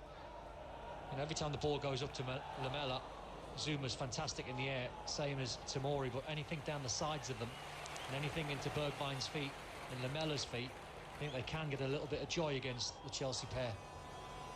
So still hope for Tottenham Hotspur. Definitely. They're creeping into the game. As I said before, I've seen more about them in the early parts of the second half, and I think that stems from a stern team talk by Jose at half-time. Well, they've just been awarded another free kick from Lee Mason. As Tottenham Hotspur are attacking from left to right on BBC Radio 5 Live. That Timo Werner goal is still the difference between the two sides. Jedson Fernandez taking the ball, taking the free kick, not from where it should have been. Their players have been braver. Spurs. You know, I mentioned Aurier playing high up against Chilwell, so he's pinning him back so he can't get forward. And likewise with Reguilon on Spurs' left-hand side, pinning Azpilicueta back. Which we didn't see at all in the first half. Dyer has hit the long ball. Bergwijn's made the run round the back and he's got there. Good control by Bergwijn. The support comes as well. Aurier hits it first time off his left foot. And he was looking for the curl, but the curl never materialised, and so it just went in a straight diagonal path wide, and well wide for a goal kick, but again, encouraging for Tottenham. Yeah, Frank, I think he'll be a worried man at the moment, because that was just a straight pass right in behind Tomori, and Bergwijn got onto it. He actually could have drove it Tomori inside the 18-yard box, but he tried to play a square pass to Aurier. Jose seems a happier man. There's no getting away from the fact that certainly for the first 20 minutes Tottenham were extremely passive, but there is more intent now about Tottenham Hotspur as they try and press. The ball is played out from the goal kick. Look at the amount of white shirts that are around the ball. In the first half that wasn't happening, no. But they're pressing higher at the pitch from Tottenham. Lamella's won it back, and Ndombele, Bergwijn tries to turn, goes to ground inside the penalty area. Lee Mason says no, and it's cleared away by Chilwell. Good up towards Giroud. Good tackle from Chilwell, but they're certainly pushing Chelsea back. This has been much better from Spurs. There appears to be a greater intensity about Tottenham's play in this second half. There has to be. It's a cup tie. There has to be. They wouldn't want to limp out of this competition the way they played in the first 45 minutes. Tottenham trailing by a goal to nil. Jedson Fernandez, Reguilon, then to Dyer, controls the ball midway through his own half. The ball straight towards Timo Werner, heads it forward. The return from Giroud, and Werner is away on this near side, the left. Chelsea playing from right to left, level with the penalty area. Kovacic making the run, dealt with by Alderweireld, the Belgian international, coming across and skying the ball into the main stand. And out of play goes for a throw that Chelsea want to take quickly. Still leading by a goal to nil, 10 minutes into the second half on BBC Radio 5 Live, where more live football tomorrow. 4 ties in total in the Carabao Cup. Commentary from the Amex. Manchester United travelling to the south coast again to face Brighton and Hove Albion. And at Anfield on Thursday, Liverpool against Arsenal on a day when the England squad will be announced, and also the Champions League draw will be made, and Chelsea are in pot 2 with Manchester City and Manchester United. Tottenham Hotspur are forward, and here is Bergwijn. He's taken the ball neatly into feet, and he's tried to make the run, and it's been turned behind for a corner kick, but Bergwijn looking a threat. He is, but that was a brilliant tackle from Tomori. I thought the young centre-half was going to be banging trouble once Steven Bergwijn got him exactly where he wanted him, in his own 18-yard box. Just knocked it to his left-hand side to get the strike away. A fantastic pace and a good tackle from Tomori. Tottenham Hotspur in this first 10 minutes of the second half are playing with a degree of intent that for large parts of the first half was missing. Trailing by a goal to nil. Corner kick taken short on that far side, the left. Then the ball is played back. Tanganga, every outfield player is in the Chelsea half. Tanganga knocks it in high. Mendy comes a long way off his line, 12 yards in fact, gathers the ball in, all in orange, away towards our right-hand side for the £22 million signing from Rennes, making his Chelsea debut. And Chelsea now over on that far side with Hudson-Odoi. We all have pet hates, Deno, in football. Mine is the short corner. Honestly, don't know why teams play short corners.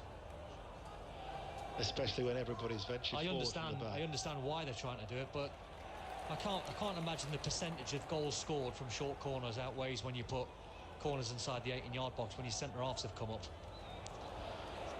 Well, certainly nothing materialised from the short one that Tottenham played, as they now go for a long ball towards Lamela, stretching that Chelsea defence, and Lamela forcing Zuma into the challenge, and in the end Lamela wraps his foot around Zuma. Zuma has gone down. The referee has given the free kick against Eric Lamela. I think he showed a bit of fight, Eric Lamela. I think he's always got that in his game. I didn't think he really had too many touches in the first half. He looked frustrated. He seems up for the second half. Lamela, only 4 goals that he scored last season. He's already scored 1 in this year's early campaign, as Giroud will take Alderweireld to the left side of the penalty area, plays it behind Timo Werner. It'll run through to Mason Mount. Kovacic to Jorginho, forward ball. shoot. This is Azpilicueta, who will shoot, as Don Hutchison said, but it was always on the rise, on the edge of the area, off his right foot and off target too. Goal kick, Chelsea still 1-0. Well, Ndombele didn't get anywhere near him. Once Azpilicueta got the ball, he was about 40 yards out, drove to about 25 yards. When Ndombele was hoping Azpilicueta was going to miss the target.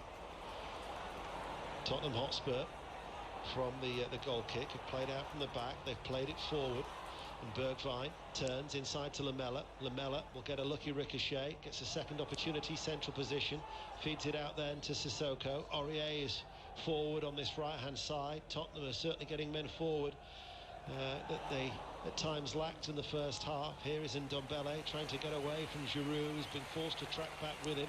Out it then goes to Aurier on this near side, the right level of the penalty area. A couple of ricochets off two Chelsea players, Chilwell and Kovacic, and that was sliding in late by Aurier. And well, it's going to be a yellow card because he's definitely caught Jorginho, and indeed he goes into the book for the second yellow card. Serge Aurier is booked for Tottenham Hotspur. Yeah, probably a Tottenham up process as well, because he's had about 4 or 5 of them. I wonder if Frank might be thinking of maybe tweaking something. His team just need to try and get further up the pitch at the moment. Actually worrying for Tottenham when Olivier Giroud ran the channel and he actually left Toby Alderweireld for dead, really. I thought Alderweireld would beat him in a foot race. That didn't happen, but Frank's now looking at the bench, having a conversation with Jody Morris.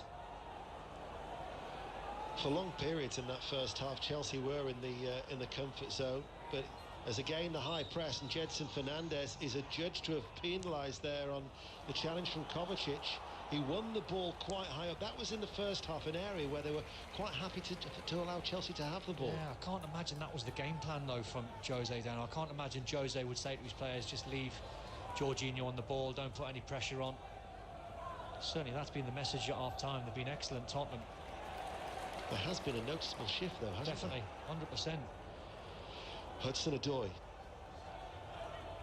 loses out in the challenge. It went away from Mason Mount. Aurier wins it back. Much more competitive in this second half, but Tottenham Hotspur still trail by a goal to nil. Headed forward on that far side, Azpilicueta to Hudson-Odoi. Does the turn, finds Kovacic inside the centre circle. Kovacic now will switch play back out towards that right-hand side as Chelsea play from right to left. Jorginho.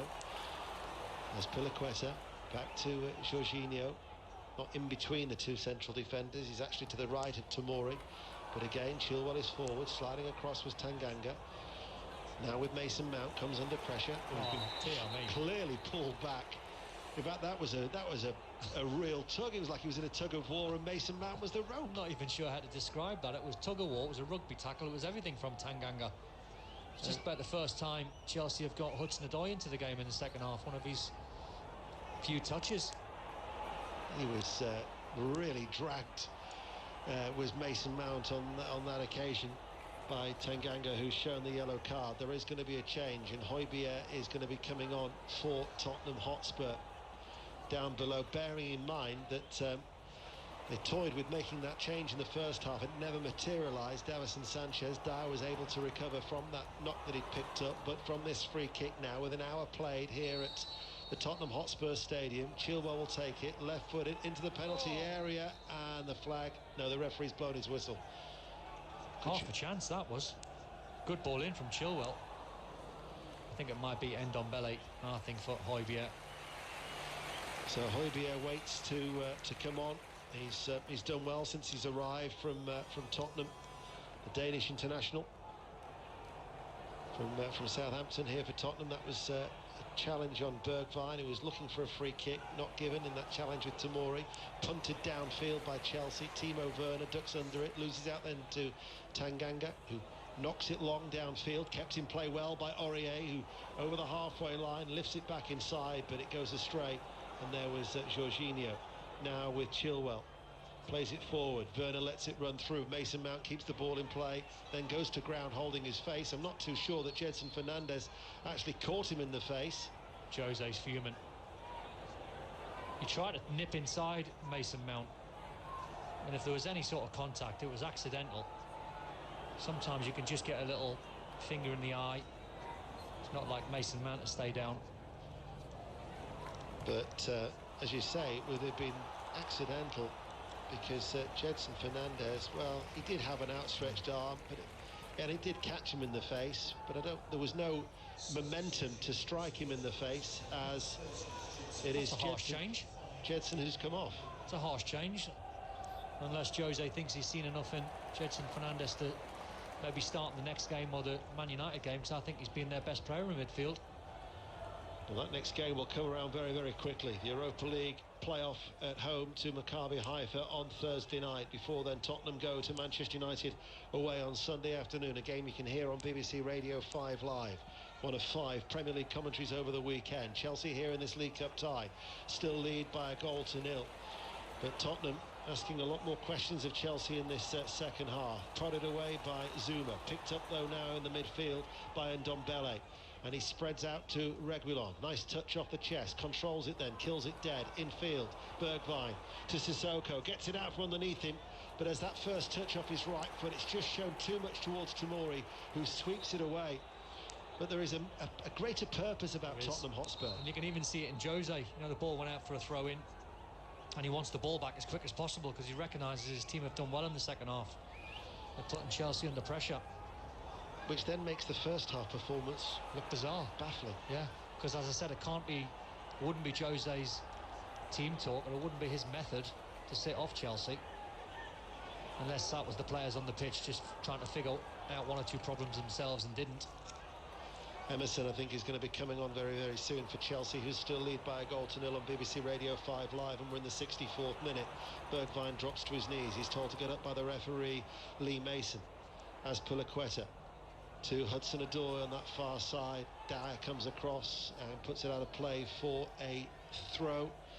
So Chelsea still lead through that Timo Werner goal after 19 minutes. And Chelsea, who've reached the quarter-finals of the League Cup in 13 of the last 19 campaigns, are eyeing another date for the last 8. The draw, by the way, will be after Thursday's commentary of Liverpool against Arsenal on BBC Radio 5 Live, to be played either on the 22nd or the 23rd of December. Foul by Timo Werner on Tanganga. Free kick to Tottenham Hotspur at the back there, with just over 25 minutes remaining on BBC Radio 5 Live. Chelsea have lost their rhythm.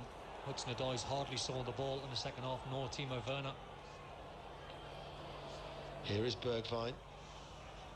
A lot more involved in this second half as he plays it forward. Reguilon getting forward. Aurier likewise on this near side as the crossfield ball aimed towards the right eventually does reach Aurier, diverted to him off the head of Chilwell. In front of the England international, Sissoko. Tanganga again. Jose Mourinho applauds as he patrols his technical area, and it's Tottenham now seeing a lot of the ball, and it's Chelsea as a result who are doing the chasing as the ball from Eric Dyer out towards Aurier. Hardly saw the wing-backs get forward. They were unable to get forward, but we're seeing Aurier on the right and Reguilon on the left for Tottenham doing that. And a change is going to be made, and Chilwell is coming off and Emerson is coming on. Yeah, it's good minutes in the bank, I think, for Ben Chilwell. I think he's played really well. So his first start for Chelsea. Emerson will, Brazilian-born Italian, comes on to replace him like for like, just filling in that left-back role. And the all-royal blue for Chelsea.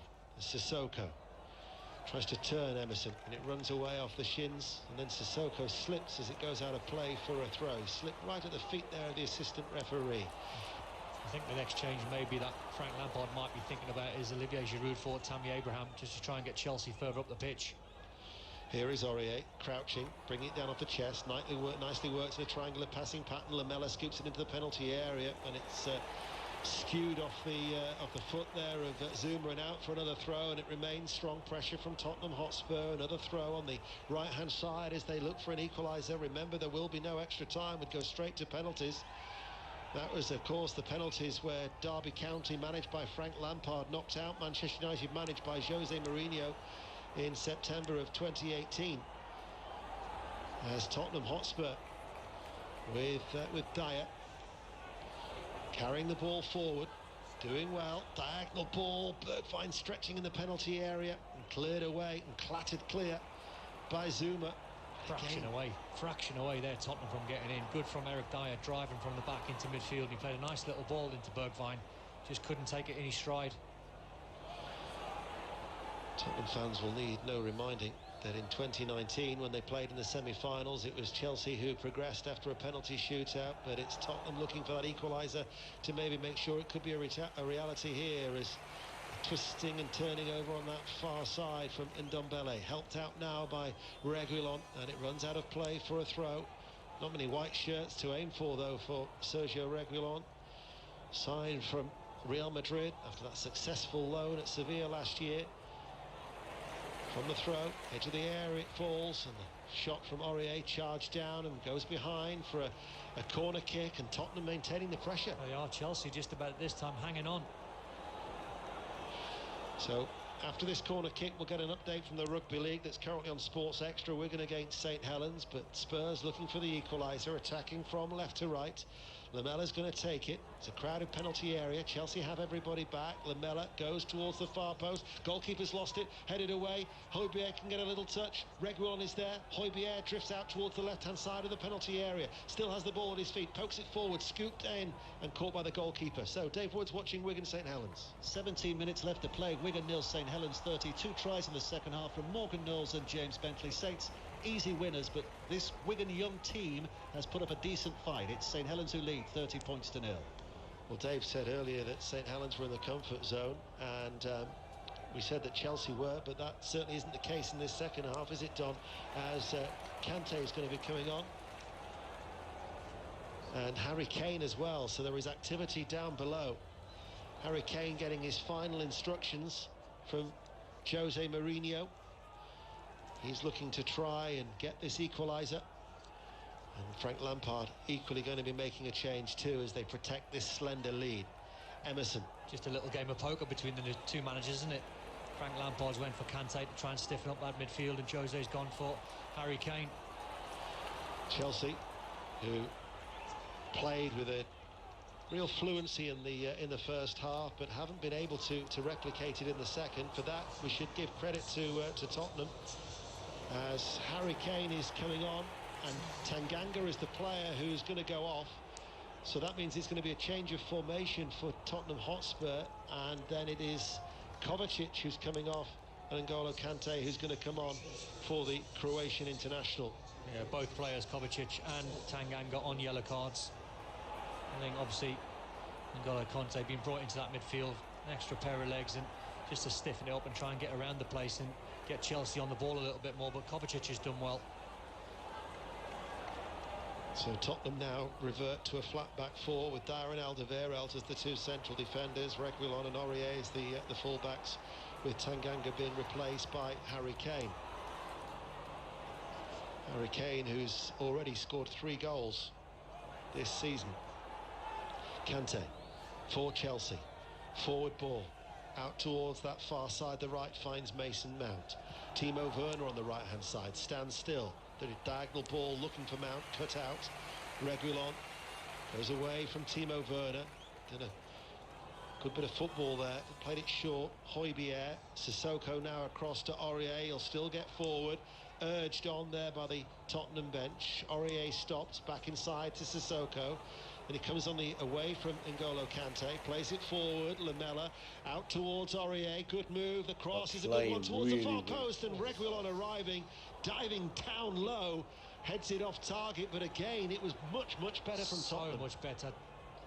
Passing was crisp, they worked it into wide areas, and then as soon as Aurier gets it on that right hand side, there was 5 Tottenham shirts inside the 18-yard box.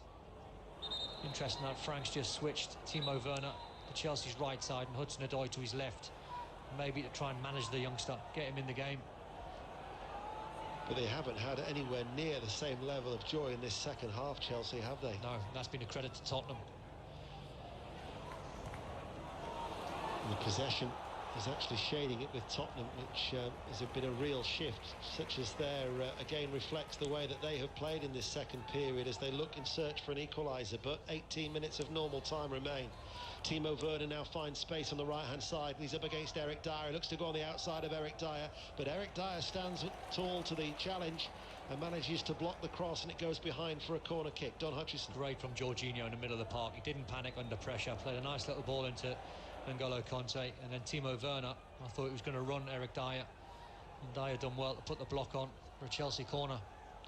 So Chelsea, still leading by a goal to nil, have got that corner kick over on that far side, the right, which Mason Mount is going to wander across to take. This should be an out-swinging corner from the England international. There are a clutch of players just inside the penalty area in a central position. It is the out-swinger. It's headed away by Reguilon. Bergwijn will try and hold off Kante to get there first. He succeeds, and then Kante dives in to win the ball, and he wins the ball well. And Mason Mount has found Timo Werner and into space, gets the shot away, and it's saved by Lloris. Great save from Lloris. Brilliant tackle in midfield from N'Golo Kante. Won his 50-50 up against Bergwijn. Put Chelsea on the attack. Feels more like a cup tie. It does.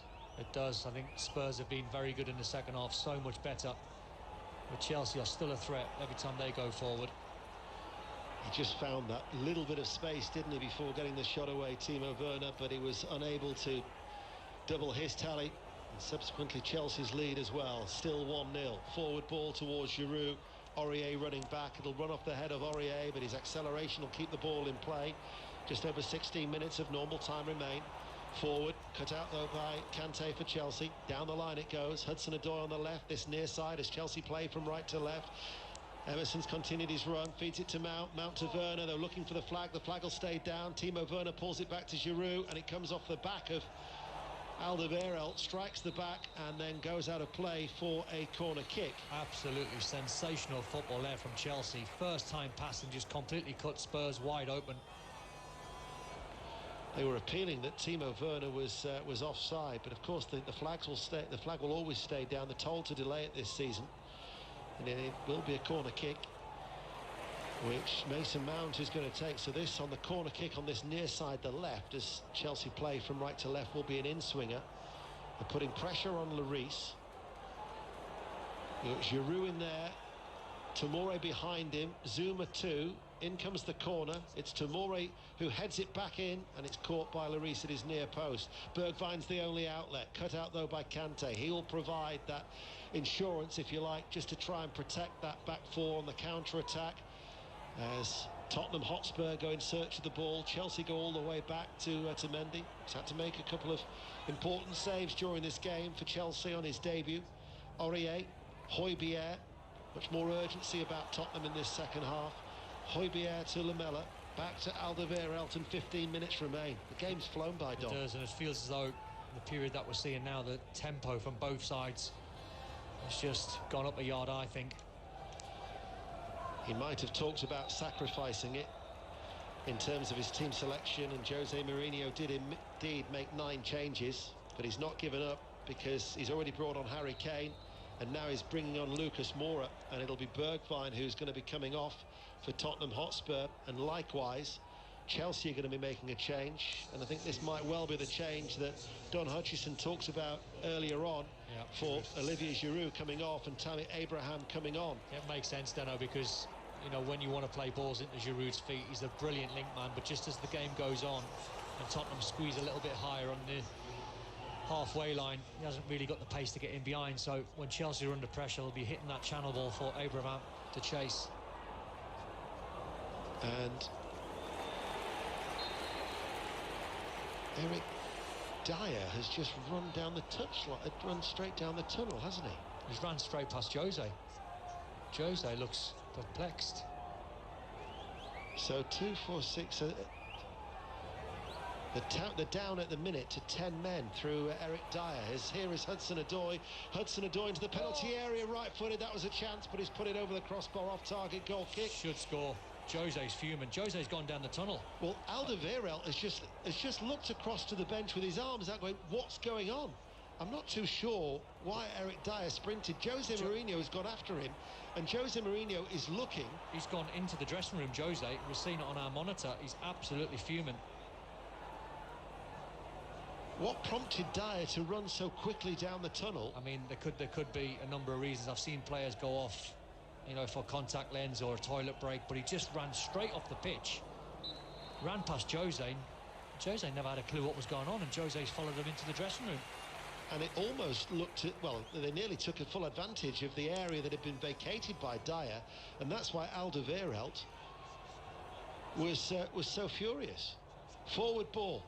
Tottenham are still down to 10 men. Dyer at the minute has gone AWOL. He's now coming back on. Chelsea forward. Kante, he'll have to wait for a break in play. Emerson does the little step over. Out to Hudson-Odoi. Forward to Emerson once again, left-hand side. Only partially cleared by Højbjerg and strikes the body of Abraham. It'll go out for a goal kick. And now Eric Dyer can come on to the field of play.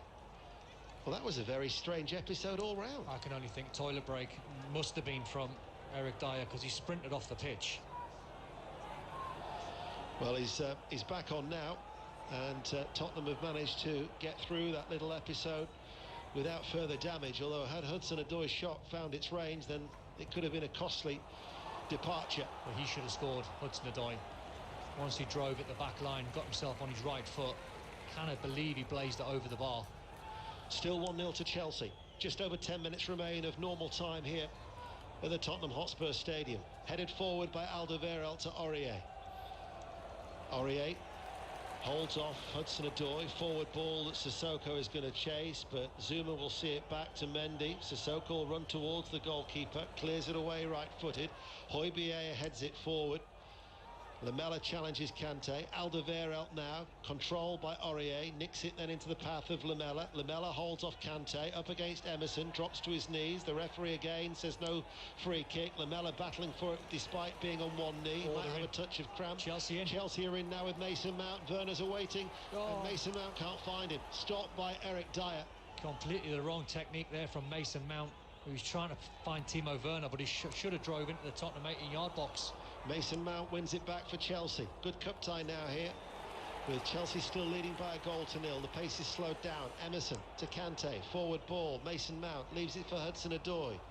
Emerson will trundle past him in close proximity on the overlap. Level with a penalty area on the left-hand side. Shown on the outside by Aurier. Has Aurier done enough? Into the penalty area it goes. Heavy touch by Abraham. Turns it behind for a goal kick. And we have 10 minutes remaining, and still Chelsea lead 1-0. Mason Mount is absolutely furious with himself. They had Tottenham exactly where he wanted them, 2v1, just couldn't provide the final pass to Timo Werner's feet. Here is Højbjerg, held up a little bit by Abraham. Dyer, Reguilon, forward then to Harry Kane. Harry Kane goes to ground looking for a free kick. Lee Mason not having any of that. I think he's had a good game, the referee, Jew. Yes. Lee Mason, I think, has been exceptional. Didn't fall for the Lamela dive a couple of seconds ago. He's let the game flow. He has let the game flow. Yeah. He's done a good job. And a lot of his decisions were I mean, the one in the first half as well about Zuma was spot on. Højbjerg forward for Tottenham. Along the ground, Lamela takes it on the half turn. Forward ball to Harry Kane. Harry Kane in the penalty area, checks back. Harry Kane over the top off his left foot, and still Chelsea lead by 1-0. Good skill that from Harry Kane, but young Tomori has to see that Harry Kane was never shooting on the angle, even though it was on his right foot. He just dropped a little Cruyff turn inside the centre half. And then with his left foot on the angle, he was trying to bend it into the top left-hand corner. Just got slightly underneath it. They've had probably as many chances of Chelsea, Tottenham, when you look at it, the balance of the whole game so far, with 9 minutes remaining. Here is Sissoko. Lamela. If they're going to go out Tottenham, they've gone out the right way, haven't they? Yes, they have. Very good in the second half. Yeah, they were very tame in the first period, but you can't accuse them of being like that in the second half. Lucas Moura on the far side, just in from the left touchline, playing from left to right. Every outfield player is in the Chelsea half. Here is Højbjerg. The fullbacks are pushed on. They're now playing with a flat back four. Højbjerg in between the two central defenders as Dyer tries to pick out Lamela, runs off the head of Kante, reaches Aurier for Tottenham. Aurier's cross, charged down by Emerson, doesn't go out of play. Aurier will keep it in play on this near side, the right, midway through the Chelsea half. They push up a little bit though, the Chelsea, as Tottenham go back. Højbjerg, and now it's with Alderweireld, and he's midway through his own half now, and it's across to Eric Dyer. Eric Dyer waits, and Ndombele shows himself in the centre circle. Instead they go square. Alderweireld and Dyer still passing between each other with 8 minutes of normal time remaining, but there will be probably 3 minutes of added on time at least when you consider the amount of substitutions have been made. That the pass from Alderweireld to Højbjerg, who stumbled a little bit, and it runs out of play for a throw, and Jose Mourinho will hand the ball to Emerson on ball boy duties, and it's still very, very tight. Emerson's the player I think has got to stay focused and disciplined, because he's up against two players, Sergio Aurier And Eric Lamela, who's getting close to him, 2v1 again, so his defending's got to be good. Lamela trying to win that ball against the Emerson, the left back. Tottenham succeed. Lamela, good footwork, worked out well. That was a late challenge. And again, the referee Lee Mason was prepared to let the game flow. Goes out of play for a throw, and then he gives Jorginho the yellow card. And Jorginho is booked by the referee. Yeah, good referee, and he knew there was a foul, but he tried to play the advantage. That's always been his first instance tonight, Lee Mason, trying to let the game flow. You could see he was prepared to do it, and then all of a sudden it went out of play for a throw. He's actually now in the way of Højbjerg, who wanted to take the throw quickly, so Højbjerg just patted him on his shoulder. As then Alderweireld with a searching ball gets Reguilon forward into the penalty area, scoop ball into the box, it reaches Lamela, and Tottenham are level, and Lamela first time left-footed from close range brings Spurs level. You have to say they deserve it. It's Spurs 1, Chelsea 1 with 7 minutes remaining. And I mentioned Emerson had to stay disciplined. And Reguilon got in down Spurs' left-hand side. Timo Werner couldn't deal with him. And then once he clipped that ball towards the far post, Tottenham had good numbers in there. Emerson completely switches off. There's no desire whatsoever from Emerson to try and get back in and defend. He's ball watching. And once Lamela takes the first touch, he finished it from, what, 5-6 yards? Easy finish for Eric Lamela, that. Very composed finish. Reguilon did well, and Lamela there just to tuck the ball in. And Tottenham Hotspur, and for all their efforts, have been rewarded. I mean, Frank Lampard, when he sees this goal back again, he'll be wondering why Emerson hasn't spotted the danger and then hasn't sprinted to try and get goal side of Lamela. I received a text at half-time, and in the lengthy text it said, no two halves the same. Yep. And certainly that has been the case here at the Tottenham Hotspur Stadium. I think it's fair to say Jose gave his team a rocket at half-time, didn't he? Yeah. But from a neutral, Tottenham do deserve to be back level. They do. Let's see what Chelsea have got left. And yet again, another clean sheet goes missing for Chelsea. Well, be their Achilles heel this season. It's the goals, Deno, that they're conceding. They're so avoidable.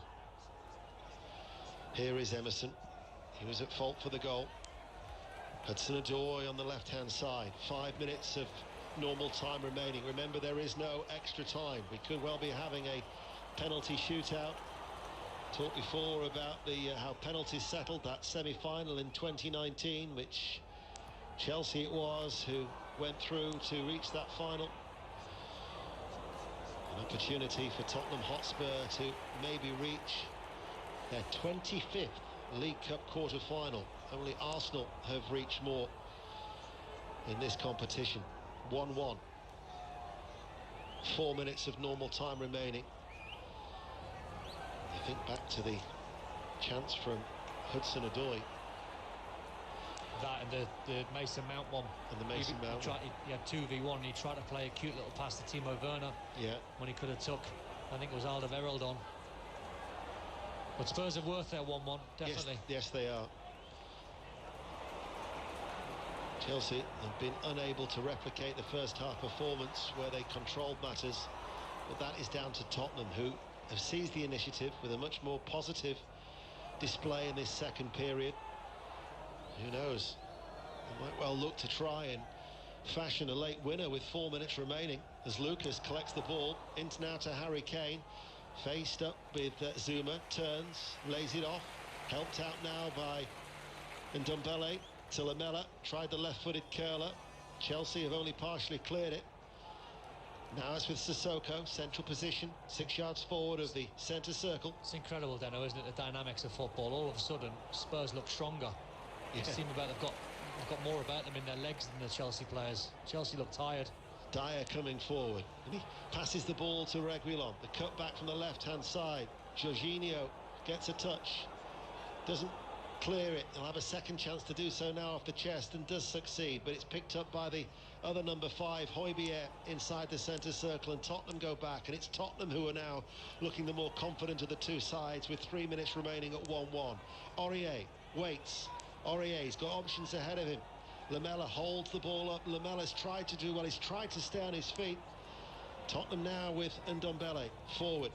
Held up, was he by Kante? The assistant referee waves his flag. That'll be a free kick to Tottenham. I think Reguilon's had a good game.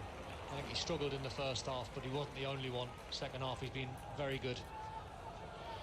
Well, it was a deal worth £25 million that they got from Real Madrid.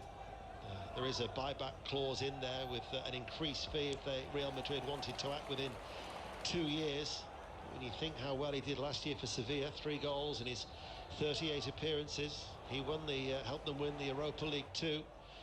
The Europa League is Tottenham's focus on Thursday. This is the League Cup, and from the free kick, Lamela curls it in, headed away by Chelsea, only as far as Højbjerg. Sissoko lifts it to the edge of the area. Emerson, as there a foul there on Tottenham player who is down. Alderweireld, who stayed down. He took a nudge in the back from Emerson.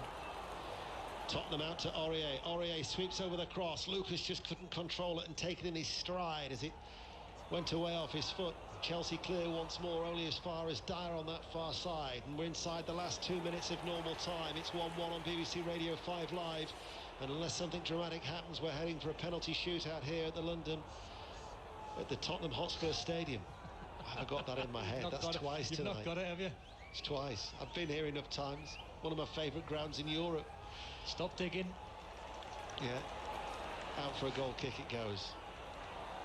Tell you what though, with a couple of minutes left on the clock, if you fancy a team to get one more chance, it feels like it's going to be Spurs. Yes. Yes, it does. Goal kick. And all of a sudden, Mendy on his debut is going to be faced with maybe the opportunity to be a Chelsea hero in a penalty shootout. That's where the pressure will always be on a goalkeeper. An opportunity to come to the fore. Because unless something happens in the next 60 seconds of normal time remaining, Andre Mariner is the 4th official. He's poised with the electronic board. And now it's with Dyer to stride forward along the ground, on the turn. And Ndombele midway through the Chelsea half. Manor over is Lucas Moura. And Ndombele plays it forward. Cleared then by Abraham. Up towards Timo Werner. Got to go it alone. Plays it back. Abraham to Kante coming forward now. He's away from Lamela. Brilliant nutmeg on Højbjerg there from N'Golo Kante. Here he is once more. Hudson-Odoi running into space on the left-hand side. Hudson-Odoi now. Left-hand side for Chelsea at 1-1. Left corner of the area, Kante. Pulls it back, Jorginho. Good 30 yards out from goal. He goes further square to Azpilicueta. Forward ball, Mason Mount. Right corner of the penalty area. 3 minutes of added on time, which we're now into at 1-1 on BBC Radio 5 Live. Kante with a turn, edge of the area, can he get the shot away? Comes to Timo Werner, hits it first time. Didn't really strike it with enough venom. And Reguilon will clear for Tottenham Hotspur. It's a floated ball up towards Harry Kane. Try to take it first touch to take it away from Zuma. Tomori hooks it into the path of Zuma inside the centre circle. Out to Hudson-Odoi. Waits for the ball to reach him on this near left-hand side. Just in from the touchline. Runs forward. Enters the penalty area. Crosses the ball. Dyer will head it away. Only as far as Kante. 2 minutes now of added on time remain at 1-1 on 5 Live. If you've got to walk the dog, take us with you with BBC Sounds. We'll keep you entertained for your stroll during the penalty shootout. Cross comes in. Edge of the area, headed away by Højbjerg, because that's the way we're heading. In injury time here at the Tottenham Hotspur Stadium. Got it. Third time lucky. I tell you, scratch what I said 2 minutes ago about the team having the final chance going to be Spurs. Chelsea are finishing strong. Yes. But is there enough time to do it? Because Hudson-Odoi's on. 90 seconds remain. Hudson-Odoi is in space on the near side, the left. Emerson will eventually find him. Aurier looks to close him down. Hudson-Odoi waits, almost at a walking pace. Helped out now by Lamela. Tottenham have every white shirt back behind the ball. Every outfield player is in the Tottenham half towards our left-hand side. Jorginho forward of the centre circle. Diagonal ball. Mason Mount now waits, but they're playing in front of Tottenham, and we have just over 60 seconds remaining of added on time. And at the minute, Chelsea aren't really hurting Tottenham despite having the ball where they are. Kante will come forward. Harry Kane will track the run. He waits, plays it inside. Timo Werner's come very, very deep with his back to goal. To Zuma, plays it forward. Again, Hudson-Odoi just in from the left touch line. Lamela will track him. And we're now inside the last 60 seconds. and it's 1-1. Got to work across Chelsea. They're keeping the ball well enough. Now they must put it in the box. Where is the end product? Is there an end product? Kante. Zuma. Across to Tomori.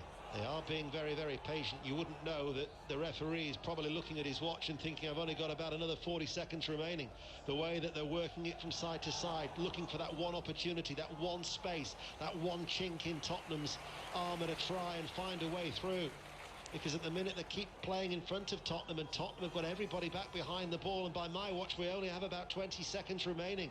It's still 1-1. Zuma now will stride forward, linking up with Timo Werner, but Tottenham's defence holds firm, and Lamela loses the ball. Timo Werner left-hand side. Timo Werner with the cross, headed away by Alderweireld. Maybe there could be a break on for Tottenham, and Ndombele gets a free kick for that challenge. It was Tomori coming back, but the referee, I think, has blown his full-time whistle, and there we have a penalty shootout. And Tottenham Hotspur, with a much improved second-half display, quite rightly give themselves an opportunity to progress on spot kicks, because they were much better after the break. Yeah, they were very good. I think Jose must have given his team a rocket at half-time because they weren't good enough. There was only Jedson Fernandez in the first 45 minutes that looked any sort of Tottenham player out there. In the second half, completely different attitude they got in Chelsea's faces, stopped them from playing, and scored a good goal. So, Kelly, we're heading for penalties. And I'm quite excited that Edward Mendy's first game as Chelsea goalkeeper is going to end in a penalty shootout. Yeah, he could be the hero, couldn't he? He's had a good game. Yeah, but he had it well. You can't be the villain if you're the goalkeeper. No, you can't be the villain. Yeah, I don't think you can. But he had a very solid game. I think he only probably made one mistake in the game when he came for a cross and didn't quite get there. Apart from that, he was very good. He has been very good, and it was a completely different performance from Tottenham in the second half, wasn't it? I couldn't understand why they didn't start the game like that, Kelly. I mean, I can't believe it was a Jose tactic to say to his players before the game, sit off Jorginho, let him spray passes everywhere, let him have, close to 100 touches and be unmarked. So it must have been the players on the pitch that weren't quite up to speed or didn't know the system. And then he come in at half-time. I think Jose got right into his players. They come out with more purpose. There was more spring in their step. They were stepping into Chelsea players. Jorginho didn't really feature in the second half, nor did Kovacic. And they deserved their goal, but it was a bad mistake when Frank Lampard analyses the goal that Chelsea lost. Emerson completely switched off, but Tottenham deserved their 1-1. Yeah, and that's kind of reflected in social media, where Shannon's saying, didn't think I'd be saying this, but what half Lamela's had. Jay says Reguilon is going to be a superstar. He played a blinder on his debut, but there's lots of Chelsea fans who are frustrated. Carl says Jorginho's tired. Hudson-Odoi's gone. Mount's been his usual self. The whole team went to sleep at half-time and never returned. Taj says, give me back counter-attacking football. Ever since we've adopted a ball possession game, we've been poor. But was it a poor performance from Chelsea in the second half, or did they just find it more difficult against the Spurs side who upped the game? Yeah, they couldn't work what Jose done in the second half, or just after the second half, at half-time, because Jose switched it. Because in the first half, Spurs were so defensive, Kelly. They had a flat back five, and the midfield got nowhere, and they weren't really offering anything at the top end of the pitch, so it was very, very comfortable. Chelsea players come out for the start of the second half thinking it was going to be exactly the same. Then Jose put his two fullbacks, Serge Aurier and Reguilon, really high up the pitch, which then pinned Azpilicueta and Ben Chilwell back. And then they forced the game onto Chelsea. I disagree with some of the text and the tweets. I didn't think Mason Mount was gone. I just think he was starved of possession. Probably Hudson-Odoi looked a little bit jaded.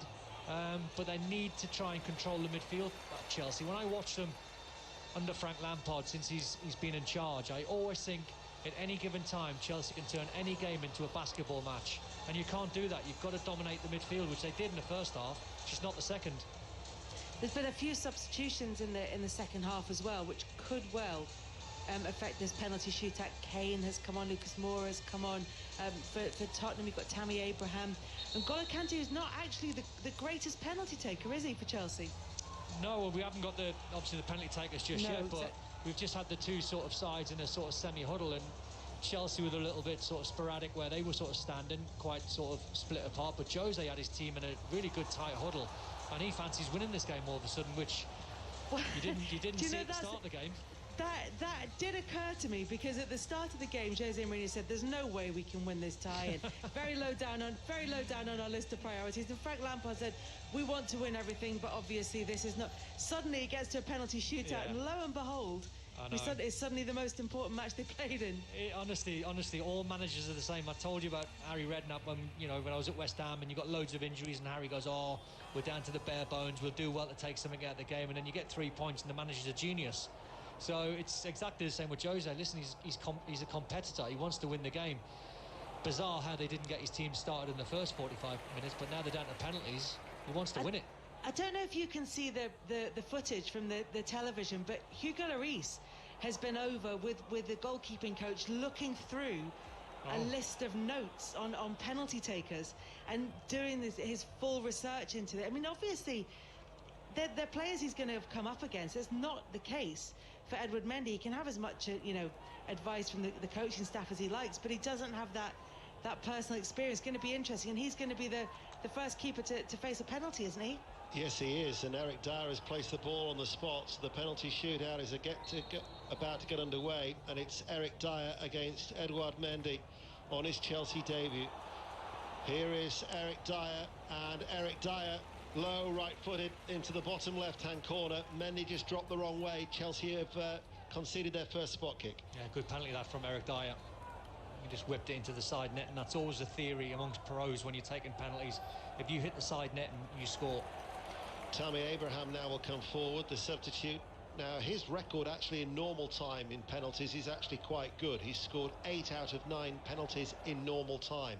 But this is a shootout scenario. And Tammy Abraham now for Chelsea places it down. And Hugo Lloris, all in green, waits on his goal line. Tammy Abraham runs forward now. It's right-footed and puts it exactly where Eric Dyer did. And it's 1-1 in the shootout. Don Hutchison. Very good penalty from Tammy Abraham, very calm, just whipped his right ankle through that, sent the goalkeeper the wrong way. Eric Lamela now will stride forward. It was Eric Lamela who got the equaliser for Tottenham Hotspur 7 minutes from the end, with that composed finish from Reguilon's cross to take us into this shootout. Eric Lamela just adjusts the ball now on the spot. It's going to be left-footed against Mendy. There's the referee's whistle. Lamela runs forward now, left-footed, and every one of the penalties has gone in the same area of the net. Lamela, left-footed, right-hand side, 2-1 Tottenham. I always think sometimes it might be a ploy from the goalkeepers, Dano, just to go the same way all of the time, hoping you then get lucky. If you keep going in a certain direction, you fancy you might save one of them. Azpilicueta, the Spanish defender who enjoyed his best scoring season in terms of goals last year, quite quickly walks back. He wants to get this done and dusted. His penalty comes forward now, Azpilicueta, and again it goes to that side of the net, and after 4 spot kicks it's 2-2. Yeah, let's see who blinks now. If you're Højbjerg, who's taking the next one for Tottenham, do you go bottom left thinking the goalkeeper's going to go the other direction? So Højbjerg, the Danish international who arrived from Southampton for £15 million in the summer, comes forward, casual, slow walk up, taking his time. Thoughts going through his head as the Jose Mourinho watches on. If you're Mendy now, dive to the right hand side. It's Højbjerg, and again another good penalty from Højbjerg, who right-footed finds that left hand side. And it's 3-2 to Tottenham. Yeah, surely there, if you're Mendy, having gone the wrong way twice, and all penalties have gone to the bottom left-hand corner, you dive in that direction. I wonder if Hugo Lloris might do this. Now forward is Jorginho, who has had mixed fortunes from the penalty spot. Missed that penalty against Liverpool. You'd fancy them, wouldn't you? He's got such a good record. He always does that little skip as well, gives the goalkeeper the eyes. Up against Lloris. Jorginho, there's the little skip. Oh, and Lloris went the right way, but it just managed to elude the goalkeeper as he dived low towards his left-hand side, and Jorginho has scored, and it's 3-3. He tried to stay up, to be fair to Hugo Lloris, as much as he could, because he knew Jorginho was going to do a little hop and a skip, and he read it. He was just in the corner, just couldn't quite get there, Lloris. Lucas Moura now to come forward.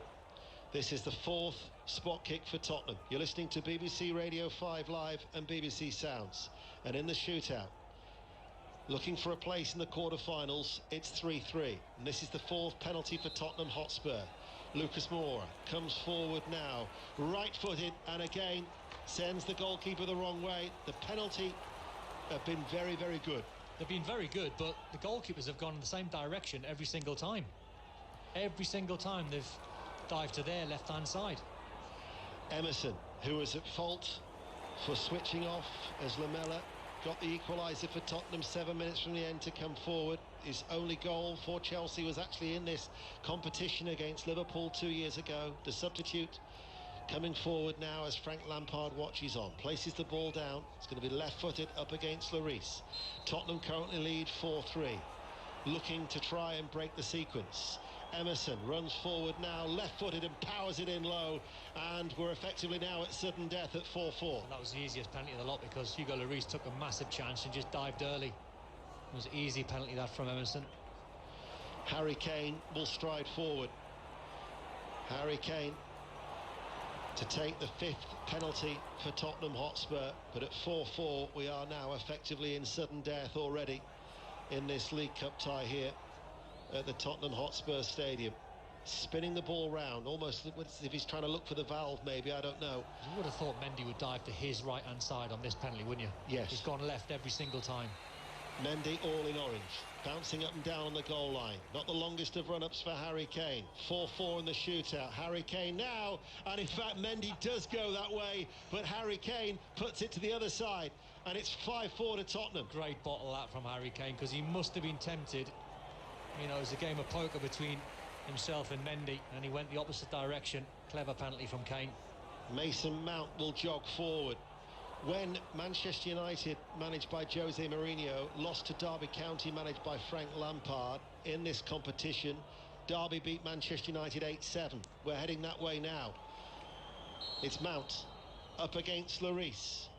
Mason Mount right-footed, and he's put it wide. He's put it wide, and Tottenham Hotspur are celebrating because they have knocked out Chelsea by 5-4. They exited both of last season's domestic competitions on penalty shootouts, but it's third time lucky as Tottenham beat Chelsea and go through to the quarter-finals. Well, the coaching staff, if they didn't believe they could win the game beforehand, they're all inside the 18-yard box jumping like they've won the competition. They lost to Colchester and Norwich in the Cups last year on penalties, but Tottenham have gone through and have beaten Chelsea 5-4 as Mason Mount is being consoled by his teammates. And Tottenham's much improved second half performance, they held their nerve in the shootout and they go through 1-1 after 90 minutes, 5-4, and finally Jose Mourinho has got the better of Frank Lampard. Alright guys, GG's to Spurs fans. I hope you guys did enjoy the live stream. Spurs have won on penalties, 5-4. Yeah. Congratulations Spurs. Chelsea are out of the cup, guys. Orchestrating in the centre of midfield, 73 touches.